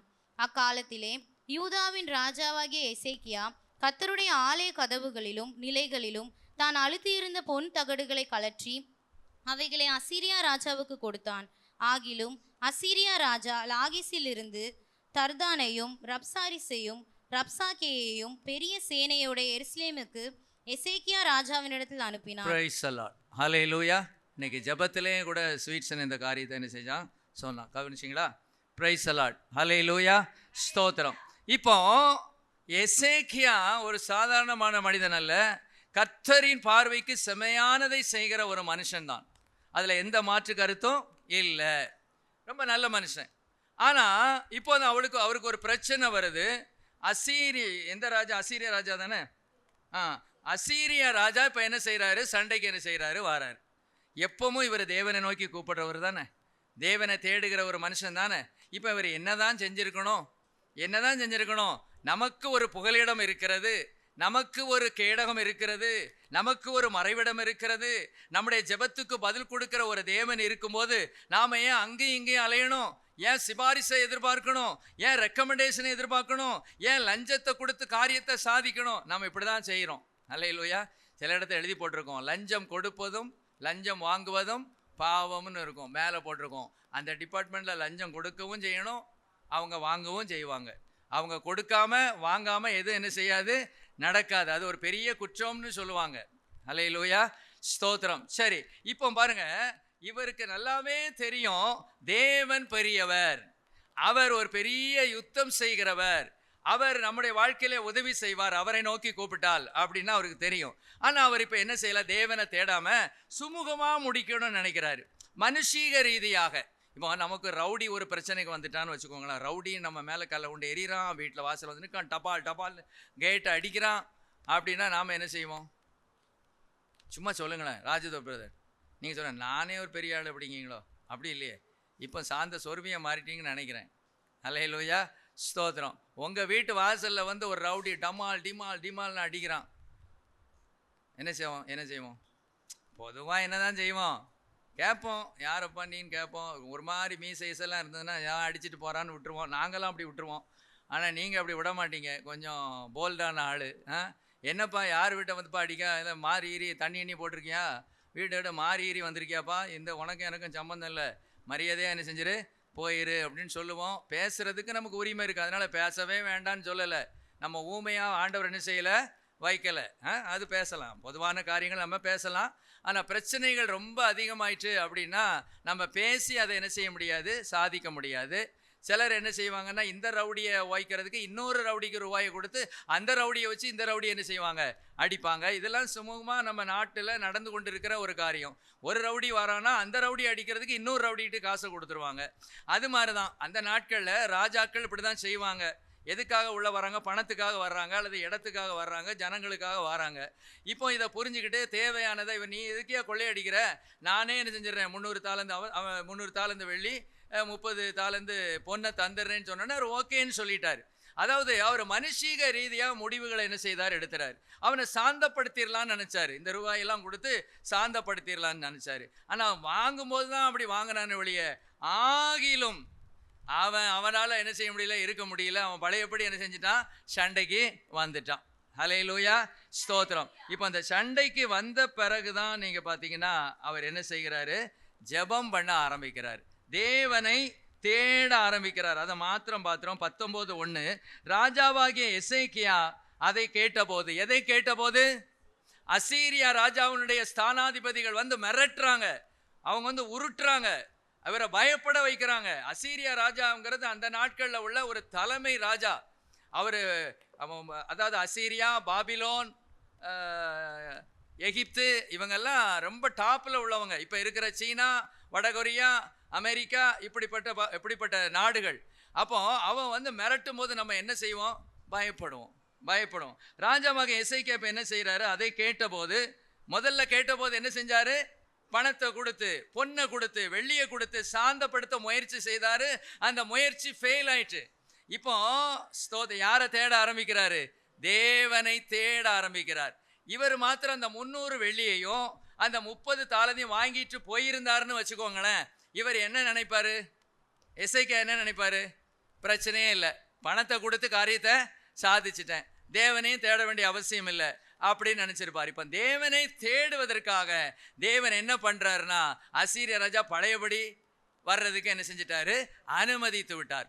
அப்போ அந்த பிரச்சனை பெருசான உடனே இனிமே பணத்தை கொடுத்து சாதிக்க முடியாது, பொன் வெள்ளியை கொடுத்து சாதிக்க முடியாது, தேவ சமூகத்தில் விழுந்துருவோம், தேவனை தேடுவோம்னு சொல்லி தான் அவர் தேடுறாரு. ராஜாவாகிய எசேக்கியா அதை கேட்டபோது தன் வஸ்திரங்களை கிழித்து ரெட்டு உடுத்தி கொண்டு கர்த்தருடைய ஆலயத்தில் பிரவேசித்தார். இதை முதல்ல செஞ்சிருந்தார்னா 300 வெள்ளி தாலந்தும் இவருக்கு கிடைச்சிருக்கும், 30 தாலந்து பொண்ணும் இவருக்கு என்ன செஞ்சிருக்கும், கிடைச்சிருக்கும். இந்த நஷ்டமே என்ன செஞ்சிருக்காது, வந்திருக்காது.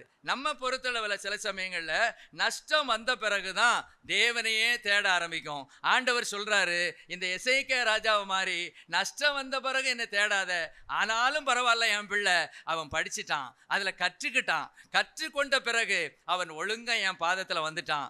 ஸ்தோத்திரம். நாம கற்றுக்கொள்ளுகிறவர்களா இருக்கணும், வீம்பு பேசுகிறவர்களாக அகம்பாவதம் பண்றவர்களாக இருக்கக்கூடாது. அல்லேலூயா. ஒரு காரியத்தை தேவன் நம்மோடு பேசினா அதை கற்றுக்கொள்ள வேண்டும். எசேக்கியா ராஜா, கிங், அவரு என்ன செஞ்சாரு, நான் ராஜா, நான் எப்படி வேணாலும் செய்வேன் அப்படின்னு செய்யாம இப்போ புரிஞ்சுக்கிட்டாரு, நான் இப்ப யாரை தேடி ஆகணும், தேவனுடைய முகத்தை பார்த்தாகணும், அவரிடத்துல தான் எனக்கு பதில் இருக்கு, அவரிடத்துல தான் வெற்றி இருக்கு என்பதை கண்ட அவர் எங்க போய் விழுந்துட்டாரு, ஆலயத்துல போய் விழுந்தது மாத்திரமல்ல, ஏசாயா தீர்க்கதரிசி ஜெபிக்கும்படியாகவும் என்ன செய்கிறார், ஆட்களை அனுப்புகிறார். இது ஒரு நல்ல காரியம். நாம் ஜெபிக்கிறது மாத்திரமல்ல, நம்மளோட சீனியர்ஸ், நாட் ஒன்லி பாஸ்டர்ஸ், சீனியரா இருக்கிறவங்க, நம்ம விசுவாசிகள்ல இருக்கிறவங்ககிட்ட நம்ம சொல்லலாம். இவங்கிட்ட சொன்னா இவங்க இதை வெளியே சொல்ல மாட்டாங்கங்கிட்ட சொல்லணும். அல்லேலூயா. பெரிய வம்பா போயிரும். சில காரியங்களை நம்ம சொல்ல, அவங்க ஊரெல்லாம் போய் சொல்ல பெரிய வம்பாயிரும். ஒரு ஊழியக்காரன், ஒரு சீனியர் மோஸ்ட் விசுவாசி அவங்களுக்கு சொன்னதை உள்ள இருந்து வெளியே வரவே கூடாது எந்த சூழ்நிலையிலும். அதான் ஒரு ஊழியக்காரனுக்கு அழகு, அதான் ஒரு சீனியர் விசுவாசிக்கு அழகு. உங்ககிட்ட மனம் திறந்து கொட்டியிருக்காங்க, இதை வெளியே என்ன செஞ்சிடக்கூடாது, சொல்லிடக்கூடாது. தேவ சமூகத்துல வச்சு ஜெபிக்கும்படியாக தான் உங்கள்கிட்ட சொன்னாங்களே ஒழிய உங்க காரியத்தை மற்றவங்ககிட்ட சொல்ற, அவங்க காரியத்தை மற்றவங்ககிட்ட சொல்றதுக்காக என்ன செய்யல, சிலர் சொல்லல. ஆனா சிலருடைய விஷயம் பாவம், அவங்களால சொல்லாம என்ன செய்ய முடியாது, இருக்க முடியாது.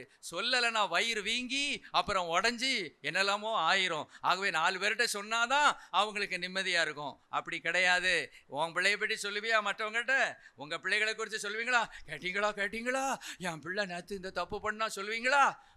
அது மாத்திரம் எப்படி மறைக்க முடியுமோ, எப்படி பூச முடியுமோ, அதுக்கு எப்படி நியாயம் கட்ட முடியுமோ, அதெல்லாம் நமக்கு முடியுது. நம்ம பிள்ளைகள்லாம் இன்னொரு சகோதரி வீட்டில் உள்ள பிள்ளைன்னா ஊரா போய் சொல்றது, இதெல்லாம் தவறான காரியம். கற்றுக்கொள்ள வேண்டும். அல்லேலூயா. எசேக்கியா ராஜா கற்றுக்கொண்டார். எதை கற்றுக்கொண்டார்? முதல்ல ஒரு தோல்வியுடைய வாழ்க்கையில வந்து விட்டது.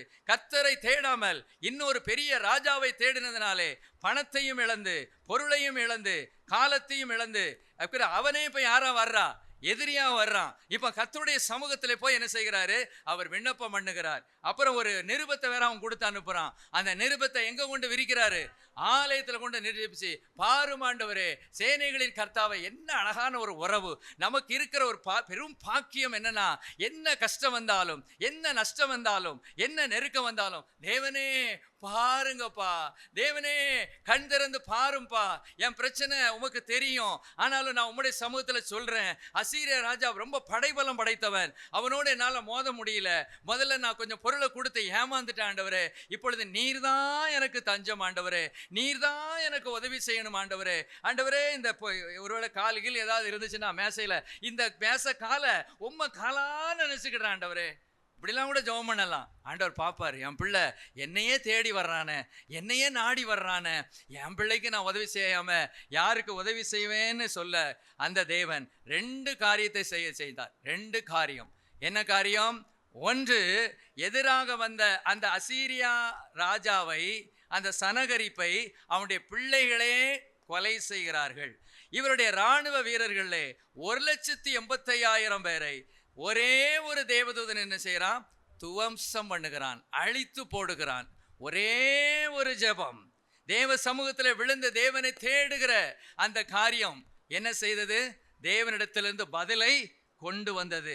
ஊழியக்காட்ட சொல்ல வேண்டாம்னு இல்லை. சிலர் சொல்லுவாங்க, அவங்க அங்கே அனுப்புகிறாங்க, இங்கே அனுப்புகிறாங்க, அது என்ன, இந்த பைபிள் படி பார்த்தா பாவம் அனுப்பிட்டு போங்க, எங்கே வேணாலும் அனுப்பிட்டு போங்க, அவங்களாவது கொஞ்சம் ஜெபம் பண்ணிட்டோம், அவங்களோட சேர்ந்து நீங்களும் என்ன செய்யுங்க, ஜெபம் பண்ணுங்க. நம்ம ஜெபம் தான் எப்படி இருக்கணும், அதிகமாக இருக்கணும். ஏன் பிரச்சனை, யார் பிரச்சனை, எங்க பிரச்சனை, ஏன் பிரச்சனை, என் பிரச்சனைக்கு பதில் எங்கே தான் இருக்கு, அசீரியா ராஜாவிட்ட இல்லை, யார்கிட்ட தான் இருக்கு, இவருடைய படைபலத்திலும் இல்லை, இவருடைய இராணுவ வீரரிடத்திலும் இல்லை, ரதங்களிடத்திலும் இல்லை.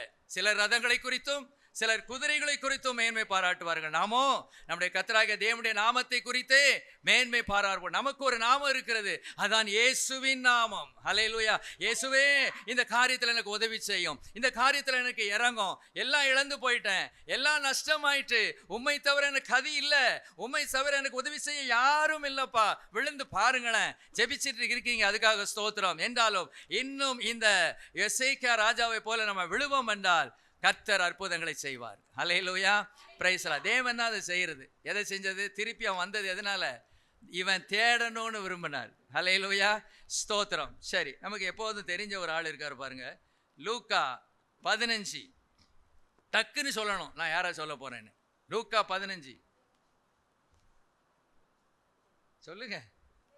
இளைய குமாரன். ஸ்தோத்திரம். இப்படி ஒரு கேள்வி கேட்டாங்கல்ல, எந்த அதிகாரத்தில் திமிர்வாதக்காரன் இருக்கிறான் அப்படிங்கிற மாதிரி நமக்கு ஓரளவு கொஞ்சம் தெரியணும். இது 15ஆம் அதிகாரத்துலனா, இது 16லனா ஐஸ்வர்யவான் லாசரு, அப்படி அந்த அதிகாரத்தை சொன்ன உடனே அப்படி சொல்லணும். அப்போ தேவ சமூகத்தில் உட்காரணும், பைபிளை வாசிக்கணும்.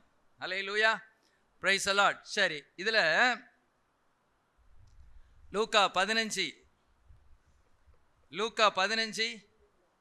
14 இருந்து இருக்கு, வாசிக்க வேண்டாம். லூக்கா 15 வேணா வாசிங்க, 1-2 வசனங்களை வாசிங்க. எல்லாவற்றையும் அவன் செலவழித்த பின்பு அந்த தேசத்திலே கொடிய பஞ்சம் உண்டாயிற்று. அப்பொழுது அவன் குறைவுபட தொடங்கி அந்த தேசத்து குடிகளில் ஒருவனிடத்தில் போய் ஒட்டி கொண்டான். அந்த குடியானவன் அவனை தன் வயல்களில் பன்றிகளை மேய்க்கும்படி அனுப்பினான். அப்பொழுது பன்றிகள் தின்கிற தவிட்டினாலே தன் வயிற்றை நிரப்ப ஆசையாயிருந்தான். ஒருவனும் அதை அவனுக்கு கொடுக்கவில்லை. அவனுக்கு புத்தி தெளிந்த போது அவன், என் தகப்பனுடைய கூலிக்காரர் எத்தனையோ பேருக்கு பூர்த்தியான சாப்பாடு இருக்கிறது, நானோ பசியினால் சாகிறேன். நான் எழுந்து என் தகப்பனிடத்திற்கு போய், தகப்பனே, பரத்துக்கும் விரோதமாகவும் உமக்கு விரோதமாகவும் பாவம் செய்தேன். இனிமேல் உம்முடைய குமாரன் என்று சொல்லப்படுவதற்கு நான் பாத்திரன் அல்ல. உம்முடைய கூலிக்காரரில் ஒருவனாக என்னை வைத்துக் கொள்ளும் என்பேன் என்று சொல்லி. Price the Lord. ஹல்லேலூயா, ஸ்தோத்திரம். சரி, தெரிந்த சம்பவம் தான். இப்போ இதில் என்ன வருது, இதில் என்ன சொல்ல போகிறேன், இப்போ ஒரு பெரிய அப்பாவிடத்துலேருந்து எதை கொண்டு போகிறாரு, ஆஸ்தியை கொண்டு போகிறாரு. 2 பங்காக பிரிக்கிறாங்க. சிலர் சொல்கிறாங்க 3 பங்காக பிரிப்பாங்களாம் அந்த நாட்களில். எப்படி பிரிப்பாங்க, 2 பிள்ளைகள்னா 3 பங்கு, 3 பிள்ளைகள்னா 4 பங்கு. ஏன், அப்பாவுக்கு இந்த பிள்ளைகளை நம்புறதில்லை. இந்த பிள்ளைகள் என்ன பண்ணுறாங்க, சொத்தை எழுதி வைக்கிற வரைக்கும் அம்மா அப்பான்னு பின்னால் போவாங்க. சொத்தை எழுதி வச்ச பிறகு இங்கே நியூஸ்லலாம் நீங்கள் சாதாரணமாக நீங்கள் பார்க்கலாம் இந்த மாதிரி காரியங்களை. சொத்தை எழுதி வச்ச பிறகு அப்பாவையும் அம்மாவையும் என்ன செஞ்சிட வேண்டியது, விரட்டிட வேண்டியது. சர்வசாதாரணமாக உலக மக்கள் செய்கிறாங்க, நம்ம மக்கள் இப்படி செய்ய மாட்டாங்க. ஹல்லேலூயா. அதனால தான் அந்த பழைய நாட்களில் என்ன பண்ணுவாங்கன்னா, 2 இதுனா என்ன செய்வாங்க, 3 பங்காக போடுவாங்க. இப்போ சரி, இப்போ 2 பங்கு, இவன் 1 பங்கு யாருக்கு போயிடுச்சு, தகப்பனுக்கு போயிடுச்சு. 1 பங்கு யாருக்கு போயிட்டு, இவர் மூத்த மகனுக்கு போயிட்டு, இன்னொரு பங்கு இளைய மகனுக்கு போயிட்டு. இவர் ஒரு பெரிய கோடீஸ்வரர், பெரிய பணக்காரர். அதான் சொல்கிறாரு, எங்கள் அப்பாவோட வீட்டில் எவ்வளோ பேர் இப்போ எவ்வளோ வேலைக்காரங்க இருக்கிறாங்க, அப்போ வேலைக்காரர்கள் அதிகம். அப்போ அவர் பெரிய ஒரு பணக்காரர், பெரிய ஒரு கோடீஸ்வரர். அப்போ ஒரு பெரிய அமௌண்ட்டை தான் என்ன செய்கிறாரு, அவருக்கு கொடுக்கப்பட்டிருக்கிறது, கோடிக்கணக்கான ரூபாய் கொடுக்கப்பட்டிருக்கு. இப்போ இவர் என்ன செய்கிறாருன்னா, ஆஸ்தி என்ன செய்ய போகுது, அழிஞ்சு போச்சு, கையில் இருக்கிறதெல்லாம் அழிஞ்சு போச்சு. சரி, 2வது தேசத்திலே பஞ்சம் தலைவிரிச்சு ஆடுது. அரிசி வாங்க முடியாது, பருப்புகள் வாங்க முடியாது, எல்லாம் விலை பயங்கரம். ஏற்கனவே இப்போ என்ன செஞ்சுட்டு எல்லாம் செலவழிஞ்சு போயிட்டு. 2வது தேசத்தில் பஞ்சம்னா என்ன இல்லை, வேலை இல்லை, வேலையில்லா திண்டாட்டம். இவர் யாரு, ஒரு இளைய குமாரன்.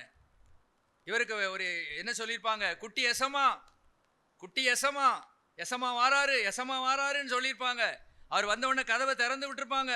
அவர் வாகனத்தை போட்டு வாகனம் விட்டுருந்து அவன்லாம் தொடச்சி வச்சிருப்பாங்க. என்னென்ன செய்யணுமோ அதெல்லாம் என்ன செய்வாங்க, செஞ்சுருப்பாங்க. இப்போ பாருங்க, அவருக்கு பஞ்சம் அதிகமானதுனால வேலையும் என்ன செய்யலை, கிடைக்கல. வேலையும் ஒரு வேலை கிடைச்சது. என்ன வேலை, சூப்பர் வேலை கிடைச்சது. பொதுவாக என்ன சொல்லுவாங்க, ஆடு மேய்க்கிறவங்களே அந்த எபிரேயர் அந்த இஸ்ரவேலர்களுக்கு எப்படி இருக்குமா, மற்றவங்களுக்கு அருவருப்பு. ஆனா இவருக்கு என்ன வேலை கொடுக்கப்பட்டது? பன்றி வேலை பன்றி மேய்க்கிற வேலை. ஆனா சம்பளம் பேசாமலே தான் கொடுத்துருக்காரு போல தெரியுது. சம்பளமே என்ன செய்யல, பேசலை. இந்த ஆள் என்ன நினச்சிருப்பார் போல, இளையகுமாரன் ஏதாவது நமக்கு என்ன கிடைக்கும், சாப்பாடாவது போடுவார் அப்படின்னு நினச்சா அவர் சாப்பாடும் போடலை. சரி, சாப்பாடு தான் போடலை, வயிறு பசி எடுத்து அப்படி உள்ளவங்க நம்ம சர்ச்சில் யாருமே இல்லை. ஆனால் வயிறு பசியாக உள்ளவங்க, ஒன்றும் இல்லாதவங்க, இந்த காடுகளில் சில இடங்கள்லாம் சொல்லியிருக்காங்க, என்னெல்லாமோ குப்பையை சிலர்லாம் அப்படி சொல்லியிருக்காங்க, குப்பையில் இருக்கிற எதையாவது எடுத்து நாங்கள் சாப்பிடுவோம், ஏற்கனவே டீ போட்ட அந்த தூளை போட்டிருக்க அதை திருப்பி எடுத்துகிட்டு வந்து நாங்கள் போட்டு டீ குடிப்போம், இலையை சாப்பிடுவோம், இப்படிலாம் என்ன செஞ்சுருக்காங்க, சொல்லியிருக்காங்க. நமக்கு சாப்பாடு நமக்கு நல்லா பொருளமாக இருக்கிறனால நமக்கு இது வேண்டாம் அது வேண்டாம். நம்ம பிள்ளைகள்லாம் அப்படி சொல்லும். இன்றைக்கி புளிக்குழம்பு அப்படின்னா தர்ணா பண்ணிடுவான். நீங்கள் வீட்டில் சொல்லி பாருங்கள், இன்று புளிக்குழம்பு அப்படின்னு சொல்லி பாருங்கள், பெரிய மறியலே நடந்துடும். அப்படி ஒரு சாப்பாடு வேண்டாம், நான் பட்டினியாக இருப்பேன் ஒழிய புளிக்குழம்பு என்ன செய்ய மாட்டேன், சாப்பிட மாட்டேன் அப்படிமா. ரெண்டாவது நீங்கள் சாம்பார்னு அப்படி சொல்லுங்கள். ஆமாம், டெய்லி சாம்பார் தானே, நேற்று சாம்பார், 2-3 நாளைக்கு முன்னால் சாம்பார், எப்போ பார்த்தாலும் இந்த சாம்பாரையும் புளிக்குழம்பையும் விட்டால் வேறு வழியே இல்லையா, இப்படி தான் என்ன செய்வாங்க, பேசுவாங்க. பிள்ளை சாப்பாடு நமக்கு ஒரு ஸ்டாண்டர்டாக வேண்டியிருக்கு, ஸ்டாண்டர்டாக என்ன செய்யறதுக்கு வேண்டியிருக்கு. இப்போ இருக்கு ஸ்டாண்டர்ட் சாப்பாடு இல்லை, தவிடு. அந்த தவிட லபக்குன்னு திங்குறான். ஏன்னா பசி, அகோர பசி, எதையாவது உள்ள என்ன செய்யணும், தூக்கி போடணும். அப்போ அது கூட என்ன செய்யப்படலை, கொடுக்கப்படலை. அது கூட என்ன செய்யப்படலை, கொடுக்கப்படலை. தவிடு கூட என்ன செய்யலை, கிடைக்கல. சரி, இப்போ நான் ரிவர்ஸில் வரேன். சரி, இப்போ அவர் ஆஸ்தி எல்லாம் அழிஞ்சு போச்சு பார்த்தீங்களா. இந்த ஆஸ்தியே அழிஞ்சே போகாமல் இருந்திருந்து அவர் ஞானமா வெளியூருக்கு வந்து ஒரு பெரிய, ஏன்னா பணம் நிறைய இருக்குல்ல, ஒரு வீடை கட்டி ஒரு சின்ன கம்பெனியை வச்சு அங்கே வேலைக்கு ஆட்களை வச்சு அதை சுமூகமாக நடத்திக்கிட்டு நல்ல மாதம் நல்ல சம்பளம் வந்துக்கிட்டே இருந்ததுன்னா அப்பாவை நினச்சிருப்பாரா, அந்த பரம தகப்பனை நினச்சிருப்பாரா, நினச்சிருக்க. அப்போ தேவன் என்ன செய்கிறார்னா, இவன் அப்பாவையும் நினைக்க மாட்டேங்கான், தகப்பனையும் நினைக்க மாட்டேங்கான், கர்த்தரையும் என்னையும் தேட மாட்டேங்கான். இப்போ இவனை தேட வைக்கணுமே, இப்போ இவனை தேட வைக்கிறதுக்கு என்ன அப்படின்னு பார்க்குறாரு. ஹல்லேலூயா. அதனால தான் ஆண்டவர் சொல்கிறாரு, நல்லா இருக்கும் போதே ஆண்டவரை தேடுங்கிறார். Price the Lord. எந்த கஷ்டம் வந்தால் தான் அவரை தேடணுமா, நஷ்டம் வந்தால் தான் அவரை தேடணுமா, இல்லாமை என்று இருந்தால் தான் அவரை தேடணுமா, இல்லை, நல்லா இருக்கும் போதே அவரை தேடிடுவோம், பிரச்சனையே இல்லை. தேவன் இந்த மாதிரி காரியங்களை என்ன செய்ய மாட்டார், அனுமதிக்க மாட்டார். எவ்வளோ பாருங்க, ஆஸ்தி அழிஞ்சு போச்சு, பஞ்சம், பன்றி வைக்க வேலை, தவிடு கூட கிடைக்கல. இப்போ தான் ஐயா யாரை நினைக்காரு, 17ஆம் வசனம், அவனுக்கு புத்தி தெளிந்த போது. ஹல்லேலூயா. 18ஆம் வசனத்திலே, நான் எழுந்து என் தகப்பனிடத்தில் போய், தகப்பனே, பரத்துக்கு விரோதமாகவும் உமக்கு முன்பாகவும் பாவம் செய்தேன் அப்படின்னு சொல்லுவேன்னு சொல்லிட்டு அப்படியே போய் சொன்னி அப்பாவோடு ஒப்புரவாகிட்டான். ஹல்லேலூயா. ஸ்தோத்திரம். தேவ பிள்ளைகளுக்கு கஷ்டம் வந்தாலும் நஷ்டம் வந்தாலும் பிரச்சனையே இல்லை, அவரை தேடுனா போதும். ஹல்லேலூயா. ஆண்டவரே, இந்த கஷ்டத்துக்கு நான் தான்ப்பா, இந்த நஷ்டத்துக்கு நான் தான் ஒருவேளை காரணமாக இருக்கக்கூடும். ஆண்டவரே, என்னை மன்னியும் ஆண்டவரே, எனக்கு இரக்கம் பாராட்டும் ஆண்டவரே, எனக்கு உதவி செய்யும் ஆண்டவரே என்று சொல்லி பாருங்களேன். ஹல்லேலூயா. ஸ்தோத்திரம். நமக்கு ஒரு விடிவு காலம் உண்டு. ஹல்லேலூயா. ஸ்தோத்திரம். நமக்கு ஒரு ஆசீர்வாதம் யார்கிட்ட இருக்கு, தேவனிடத்தில் இருக்கிறது. அவரை தேடுவதற்கு தான் தேவன் சில சமயங்களில் இந்த மாதிரி காரியங்களை என்ன செய்கிறார், நம்முடைய வாழ்க்கையிலே அனுமதிக்கிறார். Price the Lord. ஹல்லேலூயா. சில சமயம் பிள்ளைகளுக்கு வியாதிகள், சில சமயம் சரியான உயர்வு இல்லாத அல்லது பண கஷ்டம், சில கடன் பிரச்சனைகள், இது ஒருவேளை எதாகவும் இருக்கக்கூடும். தேவனை தேடாமல் நாம் இருந்ததுனாலே தேவன் சில காரியங்களை இப்படி அனுமதித்து, அப்படியாவது என்கிட்ட பேசுவானா, அப்படியாவது என்னை தேடுவானான்னு பார்க்கறதுக்கு தேவன் செய்கிற ஒரு சின்ன தந்திரமான ஒரு காரியம், அவ்வளவுதான். ஹல்லேலூயா. எப்படியாவது அப்படி தேடினால் உடனே அப்புறம் என்னதான் வருது, ஆசீர்வாதம். என்ன நடந்துச்சு அப்புறம் அவருக்கு, இவ்வளவு அப்பா வரவேற்றாரு, முத்தம் கொடுக்குறாரு, அதுக்கப்புறம் குளிக்க சொல்கிறாரு, நல்ல ட்ரெஸ்ஸு போடுறாரு, கையில் மோதிரம், கால்களில் செருப்பு, அன்னைக்கு விருந்து, ஆடி பாடி அந்த கிராமமே அந்த ஊரேன்னு செய்து மகிழ்ச்சியாக இருக்கிறது. அப்படி தானே சொல்லியிருப்பாங்க. அவர் வந்து கேட்குறாரு, இருக்கட்டும், திடீர்னு அந்த வீட்டில் டங்குன்னு அடிச்சிட்டுனா சரி. ஒரு சமயத்தில் எங்கள் வீட்டில் யார் அது, நம்ம வின்சன் உன் Berunda, Anthony. Price the Lord.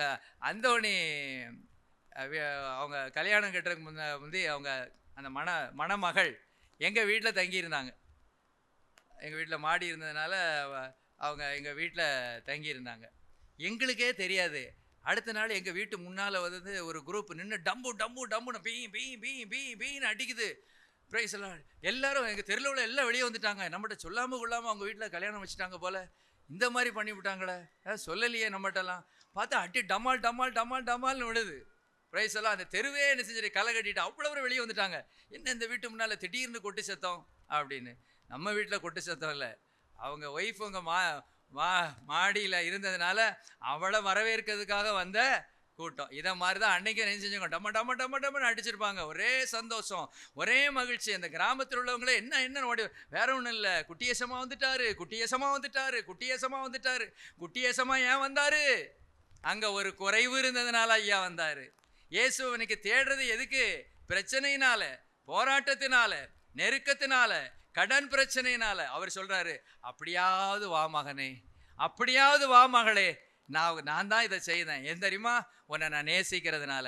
உனக்கு ஆசீர்வாதம் கொடுத்துக்கிட்டே இருந்தா உனக்கு ஒரு பேப்பர் எல்லாம் போட்டுட்டு நீ போய்கிட்டே இருப்ப பார்த்தியா, அதனால தான் கொஞ்சம் அனுமதிச்சேன். இதை பெருசாக நினச்சிக்கிடாத. இப்போ ஏன்ட்ட வந்துட்ட பார்த்தியா, உன்னை கெட்டி பிடிச்சி முத்தம் கொடுத்து அவர் கொடுக்க வேண்டிய ஆசீர்வாதத்தெல்லாம் கொடுத்துருவார். அவன் தவிட்ட கூட கொடுக்கல. இங்கே என்னது, கொளுத்த கன்று. அப்படியே இமேஜின் பண்ணி பாருங்க, கொளுத்த கன்று. அவன் என்ன செஞ்சிருப்பான்? தவிட்ட திங்கும் போது என்ன செஞ்சிருப்பான்? அந்தால முடிய பிடிச்சி தரன்னு இழுத்து 4 அடி கொடுத்து 4 மீதி. ஒன்றை கேட்கறதுக்கு எவனாவது இருக்கிறானா? நாதியற்ற பயலை வந்துட்டான் பாரு, என் சீமப்பண்ணியுடைய சவுட்டை தான் திங்க வந்திருக்க பாரு அப்படின்னு சொல்லி அவனை மிதின்னு மிதிச்சு அப்படி கிடக்கும்போது தான் தேவனை பார்க்க ஆரம்பித்தான். அப்போ தான் என்ன செய்தான், இது வேண்டாம் நமக்கு. அல்லேலூயா. இப்படி அடி வாங்கி, இப்படி மிதி வாங்கி, நஷ்டப்பட்டு கஷ்டப்பட்டு இப்படி இருக்கவே என்ன செய்யக்கூடாது. அதான் சில பக்தர் ஒருவர் இப்படி சொன்னார். அதாவது வயலில், கடலில் வந்து என்ன இருக்குது? மீன் இருக்குது கடலில். அவர் அது ஒரு எக்ஸாம்பிளுக்கு அப்படி சொன்னார். கடலில் மீன் இருக்குது. வலையை போட்ட உடனே சில மீன்கள் என்ன செஞ்சிடும்? ஓடி வந்துடும். எந்த பிரச்சனையும் இல்லை, எந்த காரியமும் இல்லை, வலையில் வந்து தஞ்சமாயிட்டு. அப்போ இன்னும் மீன் அங்கே என்ன செய்யுது? கிடக்கு. அப்போ அந்த மீனை எடுக்கிறதுக்கு என்ன செய்வாங்க? சிலர் தூண்டில என்ன செய்வாங்க? போடுவாங்க. தூண்டிலை பற்றி நமக்கு தெரியாது இல்லை, வீச்சு தூண்டில் அப்படிம்பாங்க. அப்படியே போட்டுட்டு உட்காந்துருப்பாங்க. அப்படிலாம் நீங்கள் பார்த்துருக்கீங்களா? நம்ம கடலில் நம்ம வேலை பார்த்ததுனால இதெல்லாம் தெரியும். வீச்சு தூண்டில்னா என்ன தெரியுமா? இதை சொல்லிக் கொடுக்க எங்கேயும் வேண்டாம். சரி, வீச்சு தூண்டில்னா அப்படி போட்டுருவாங்க. அப்படி தூக்கி போட்டுட்டு அப்படியே இழுப்பாங்க. அதில் என்ன இருக்கும்? இறை இருக்கும். அந்த இறையை தேடி ஏதோ இன்னொரு மீன் வருதுன்னு சொல்லி அந்த இன்னொரு மீன் டபக்குன்னு அதை போய் என்ன செய்யும்? கடிச்சிரும். கடித்த உடனே என்ன ஆயிரும்? உள்ளே போய் அந்த கொக்கி உள்ளே மாட்டிக்கிடும். இவர் இணைஞ்சிக்கிடுவார். அப்படியே இழுத்து வெளியே கொண்டு இணைஞ்சிடுவார், போட்டுருவார். அப்போ அப்படி போடும்போது அப்படி இழுத்து போடும்போது என்ன செய்யும்?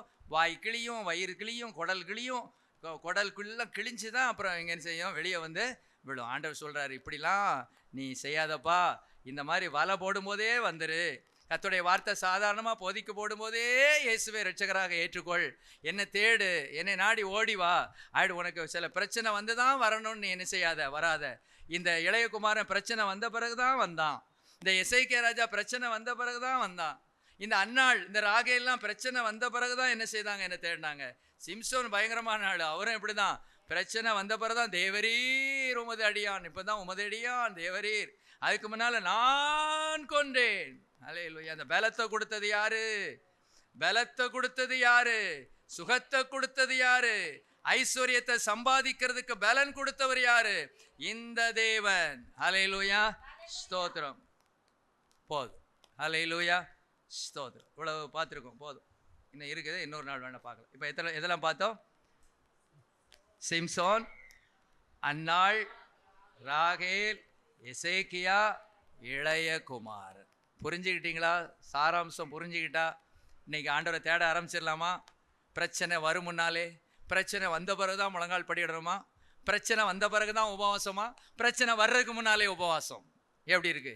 அது நமக்கு அந்த பூரியை பார்த்த உடனே, அந்த இட்லியை பார்த்த உடனே நாம் வர்ற வரத்து. பிரைஸ் எல்லாம், ஸ்தோத்திரம். ஐயோ தெய்வமே, தெய்வமே. சாப்பிடாத புரோட்டாவா, சாப்பிடாத இட்லியா, சாப்பிடாத தோசையா? பிரைஸ் எல்லாம். பிரச்சனை வந்த பிறகு உபவாசம் இருந்து ஜெபிக்கிறதை காட்டிலும் பிரச்சனை வரும் முன்னாலே ஒரு சின்ன ஒரு குட்டி உபவாசம். ரொம்பலாம் நீங்கள் போட நான் சொல்ல, ஒரு நேரம். அல்லேலூயா. சிலர் அந்த வெள்ளிக்கிழமை கூட சாப்பிட்டுட்டு தான் வருவாங்க. அந்த ஞாயிற்றுக்கிழமை கூட சாப்பிட்டு, இப்போ நீங்கள் ஞாயிற்றுக்கிழமை சாப்பிட்டுட்டு வந்தவங்க யாரெல்லாம் சொல்லுங்கள், கை வைத்துவாங்க. ஆனால் இன்னொரு தந்திரசாலிகள் இருக்காங்க, என்ன தெரியுமா, கூட்டம் முடிஞ்ச உடனே போய் சாப்பிடுவாங்க. அதனால இவன் கையை உயர்த்த மாட்டாங்க. ரொம்ப ஞானிகள். அதிலெல்லாம் சாப்பிட்டுட்டு வந்திருக்கீங்களா, இல்லவே இல்லையே, இனிமே போய் சாப்பிடுவோம். இனிமே போய் அந்த ஒரு நேரம் ஆகாரத்தை கூட விடுறதுக்கு என்ன இல்லை, மனசே இல்லை. அப்படி செய்யாதீங்க. நம்ம பிரச்சனை வந்த பிறகு ஜெபிக்கிறவர்கள் அல்ல, பிரச்சனை வரும் முன்னாலே ஜெபிக்கிறவர்கள். ஆண்டவரை தேடி பாருங்களேன். ஹல்லேலூயா, பிரைஸ் தி லார்ட். எவ்வளவு ஆசீர்வாதம் நம்ம தரோம். முழங்கால் படிடுவோம். ஸ்தோத்திர ஆண்டவரே, உம்மை துதிக்கிறோம், உம்மை ஸ்தோத்தரிக்கிறோம். ஹல்லேலூயா, ஹல்லேலூயா, ஹல்லேலூயா, ஹல்லேலூயா, ஹல்லேலூயா, ஹல்லேலூயா, ஹல்லேலூயா. நன்றி அப்பா இயேசுவே, உம்மை துதிக்கிறோம், உம்மை ஸ்தோத்தரிக்கிறோம். ஹல்லேலூயா, ஹல்லேலூயா, ஹல்லேலூயா, ஹல்லேலூயா. நன்றி அப்பா, உம்மை துதிக்கிறோம், உம்மை ஸ்தோத்தரிக்கிறோம், உம்மை ஸ்தோத்தரிக்கிறோம். ஹல்லேலூயா, ஹல்லேலூயா, ஹல்லேலூயா, ஹல்லேலூயா, ஹல்லேலூயா, ஹல்லேலூயா. ஆறுதலின் தெய்வமே, உம்முடைய திருச்சமூகம்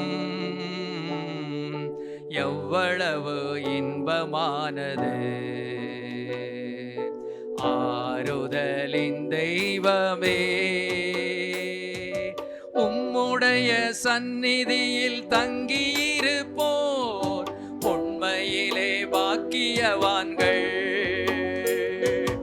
உம்முடைய சந்நிதியில் தங்கியிருப்போர் உண்மையிலே பாக்கியவான்கள்.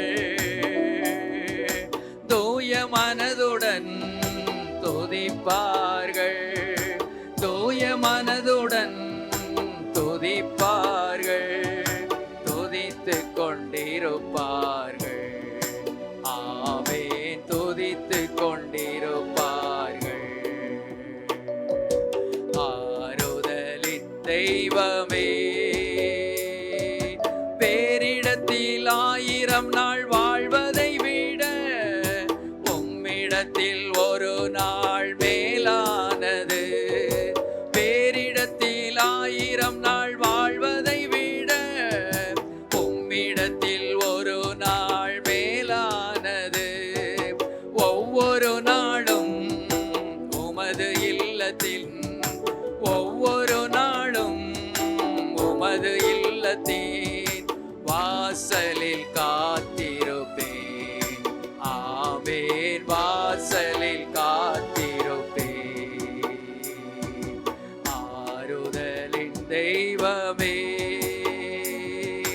உம்முடைய திருச்சமூகம்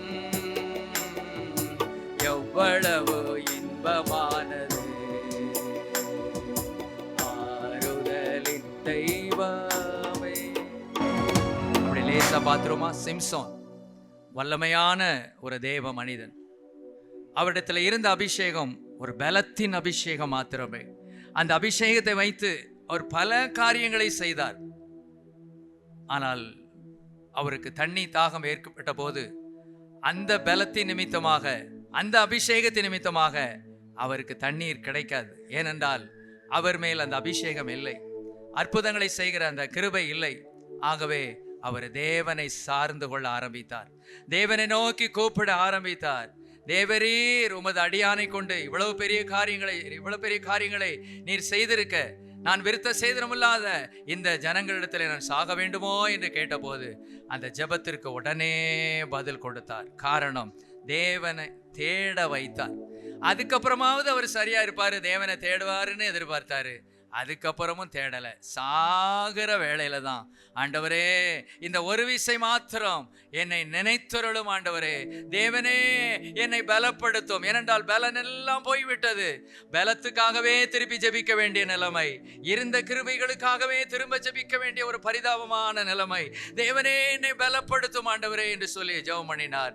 அந்த ஜெபத்திற்கு கர்த்தர் பதில் கொடுத்தார். ஹல்லேலூயா, ஸ்தோத்திரம். இரண்டாவதாக அன்னாளை குறித்து நாம் பார்த்தோம். அன்னாளுக்கு குழந்தை இல்லை, தேவன் தான் தடை பண்ணி இருந்தார். ஸ்தோத்திரம். அவளுடைய வேலை அழுது கொண்டு இருப்பது, அவ்வளவுதான். ஆனால் ஆலயத்துல போய் தேவ சமூகத்திலே அழுது ஜெபித்து ஒப்பு கொடுத்த போது, ஒரு பொருத்தனை பண்ணின போது, தேவனை தேடுவதற்கு அவர் இப்படி சில காரியங்களை செய்தார். ஆகவே தேவனை தேடினாள். ஆகவே தேவன் ஒரு ஆண்மகனை கொடுத்து, அந்த மகனை தேவனுக்கே ஒப்பு கொடுத்து, அதற்கு பின்பதாக 5 பிள்ளைகளை கொடுத்து கர்த்தர் அவளை ஆறுதல் படுத்தினார், சந்தோஷப்படுத்தினார். இதே காரியம் தான் ராகேல் விஷயத்தில் அப்படிதான். கணவனிடத்துல போய் கேட்டாள், எனக்கு பிள்ளை கூட இல்லாவிட்டால் நான் சாகிறேன். தேவன் கொடுக்கிறவர் என்பதை அறியாமல் இருந்தாள். தேவ சமூகத்தில் போய் ஜெபிக்க ஆரம்பித்தாள். தேவன் அவருடைய வார்த்தைக்கு செவி கொடுத்தார் என்று நாம் பார்க்கிறோம். மூன்றாவதாக எசேக்கியா ராஜாவை குறித்து பார்த்தோம். பிரச்சனை வந்தபோது தேவனை தேடாமல் அவர் தன்னிடத்தில் ஐஸ்வர்யத்தின் மேல் நம்பிக்கை வைத்தார். தன்னிடத்தில் இருக்கிற சொத்துக்களின் மேல், ஆஸ்தியின் மேல் நம்பிக்கை வைத்து இதை கொடுத்து சாந்தப்படுத்தி விடலாம் என்று பார்த்தார். ஆனால் அது நடக்கவில்லை. ஆகிலும் திரும்பி சண்டைக்கு வந்தபோது, இனிமே நமக்கு ஒரே இடம் தேவன் தான் என்று சொல்லி ஆலயத்தில் போய் விழுந்து கிடந்தார். ஹல்லேலூயா, ஸ்தோத்திரம். கர்த்தர் நம்மோடு பேசுகிறார், பேசி கொண்டிருக்கிறார். இளைய குமாரன் விஷயம் அதுதான். தேவன் தான் அதை செய்தார். பஞ்சம் அறிவித்தார். இவனுக்கு வேலை கிடைக்காம இருக்கும்படி செய்தார். ஆஸ்திகள் எல்லாம் இழந்து போகும்படியாக செய்தார். ஒரு ஞானவானாக அவன் செயல்படவில்லை, ஒரு முட்டாளாக அவர் செயல்பட்டார். கடைசியிலே அந்த முட்டாள்தனம் தான் கர்த்தரை தேடுவதற்கு ஒரு வாய்ப்பாக இருந்தது. நாம் இந்த வேளையில் சோர்ந்து போக வேண்டிய அவசியம் இல்லை. ஐயோ, என்னுடைய வாழ்க்கையில் இந்த ஆசீர்வாதம் இல்லையே, ஐயோ இந்த வேளையில் எனக்கு இந்த நன்மை இல்லையே, ஐயோ ஒரே கடன், ஒரே போராட்டம், ஒரே நெருக்கமாய் இருக்கிறதே, தேவனுடைய பார்வை என் மீது படுமா, கர்த்தர் என்னுடைய வாழ்க்கையில் அற்புதங்களை செய்வாரா என்று ஒருவேளை இந்த இடத்துல கலங்கி இருந்தால் கர்த்தர் சொல்லுகிறார், என்னை தேடு மகனே, என்னை தேடு மகளே.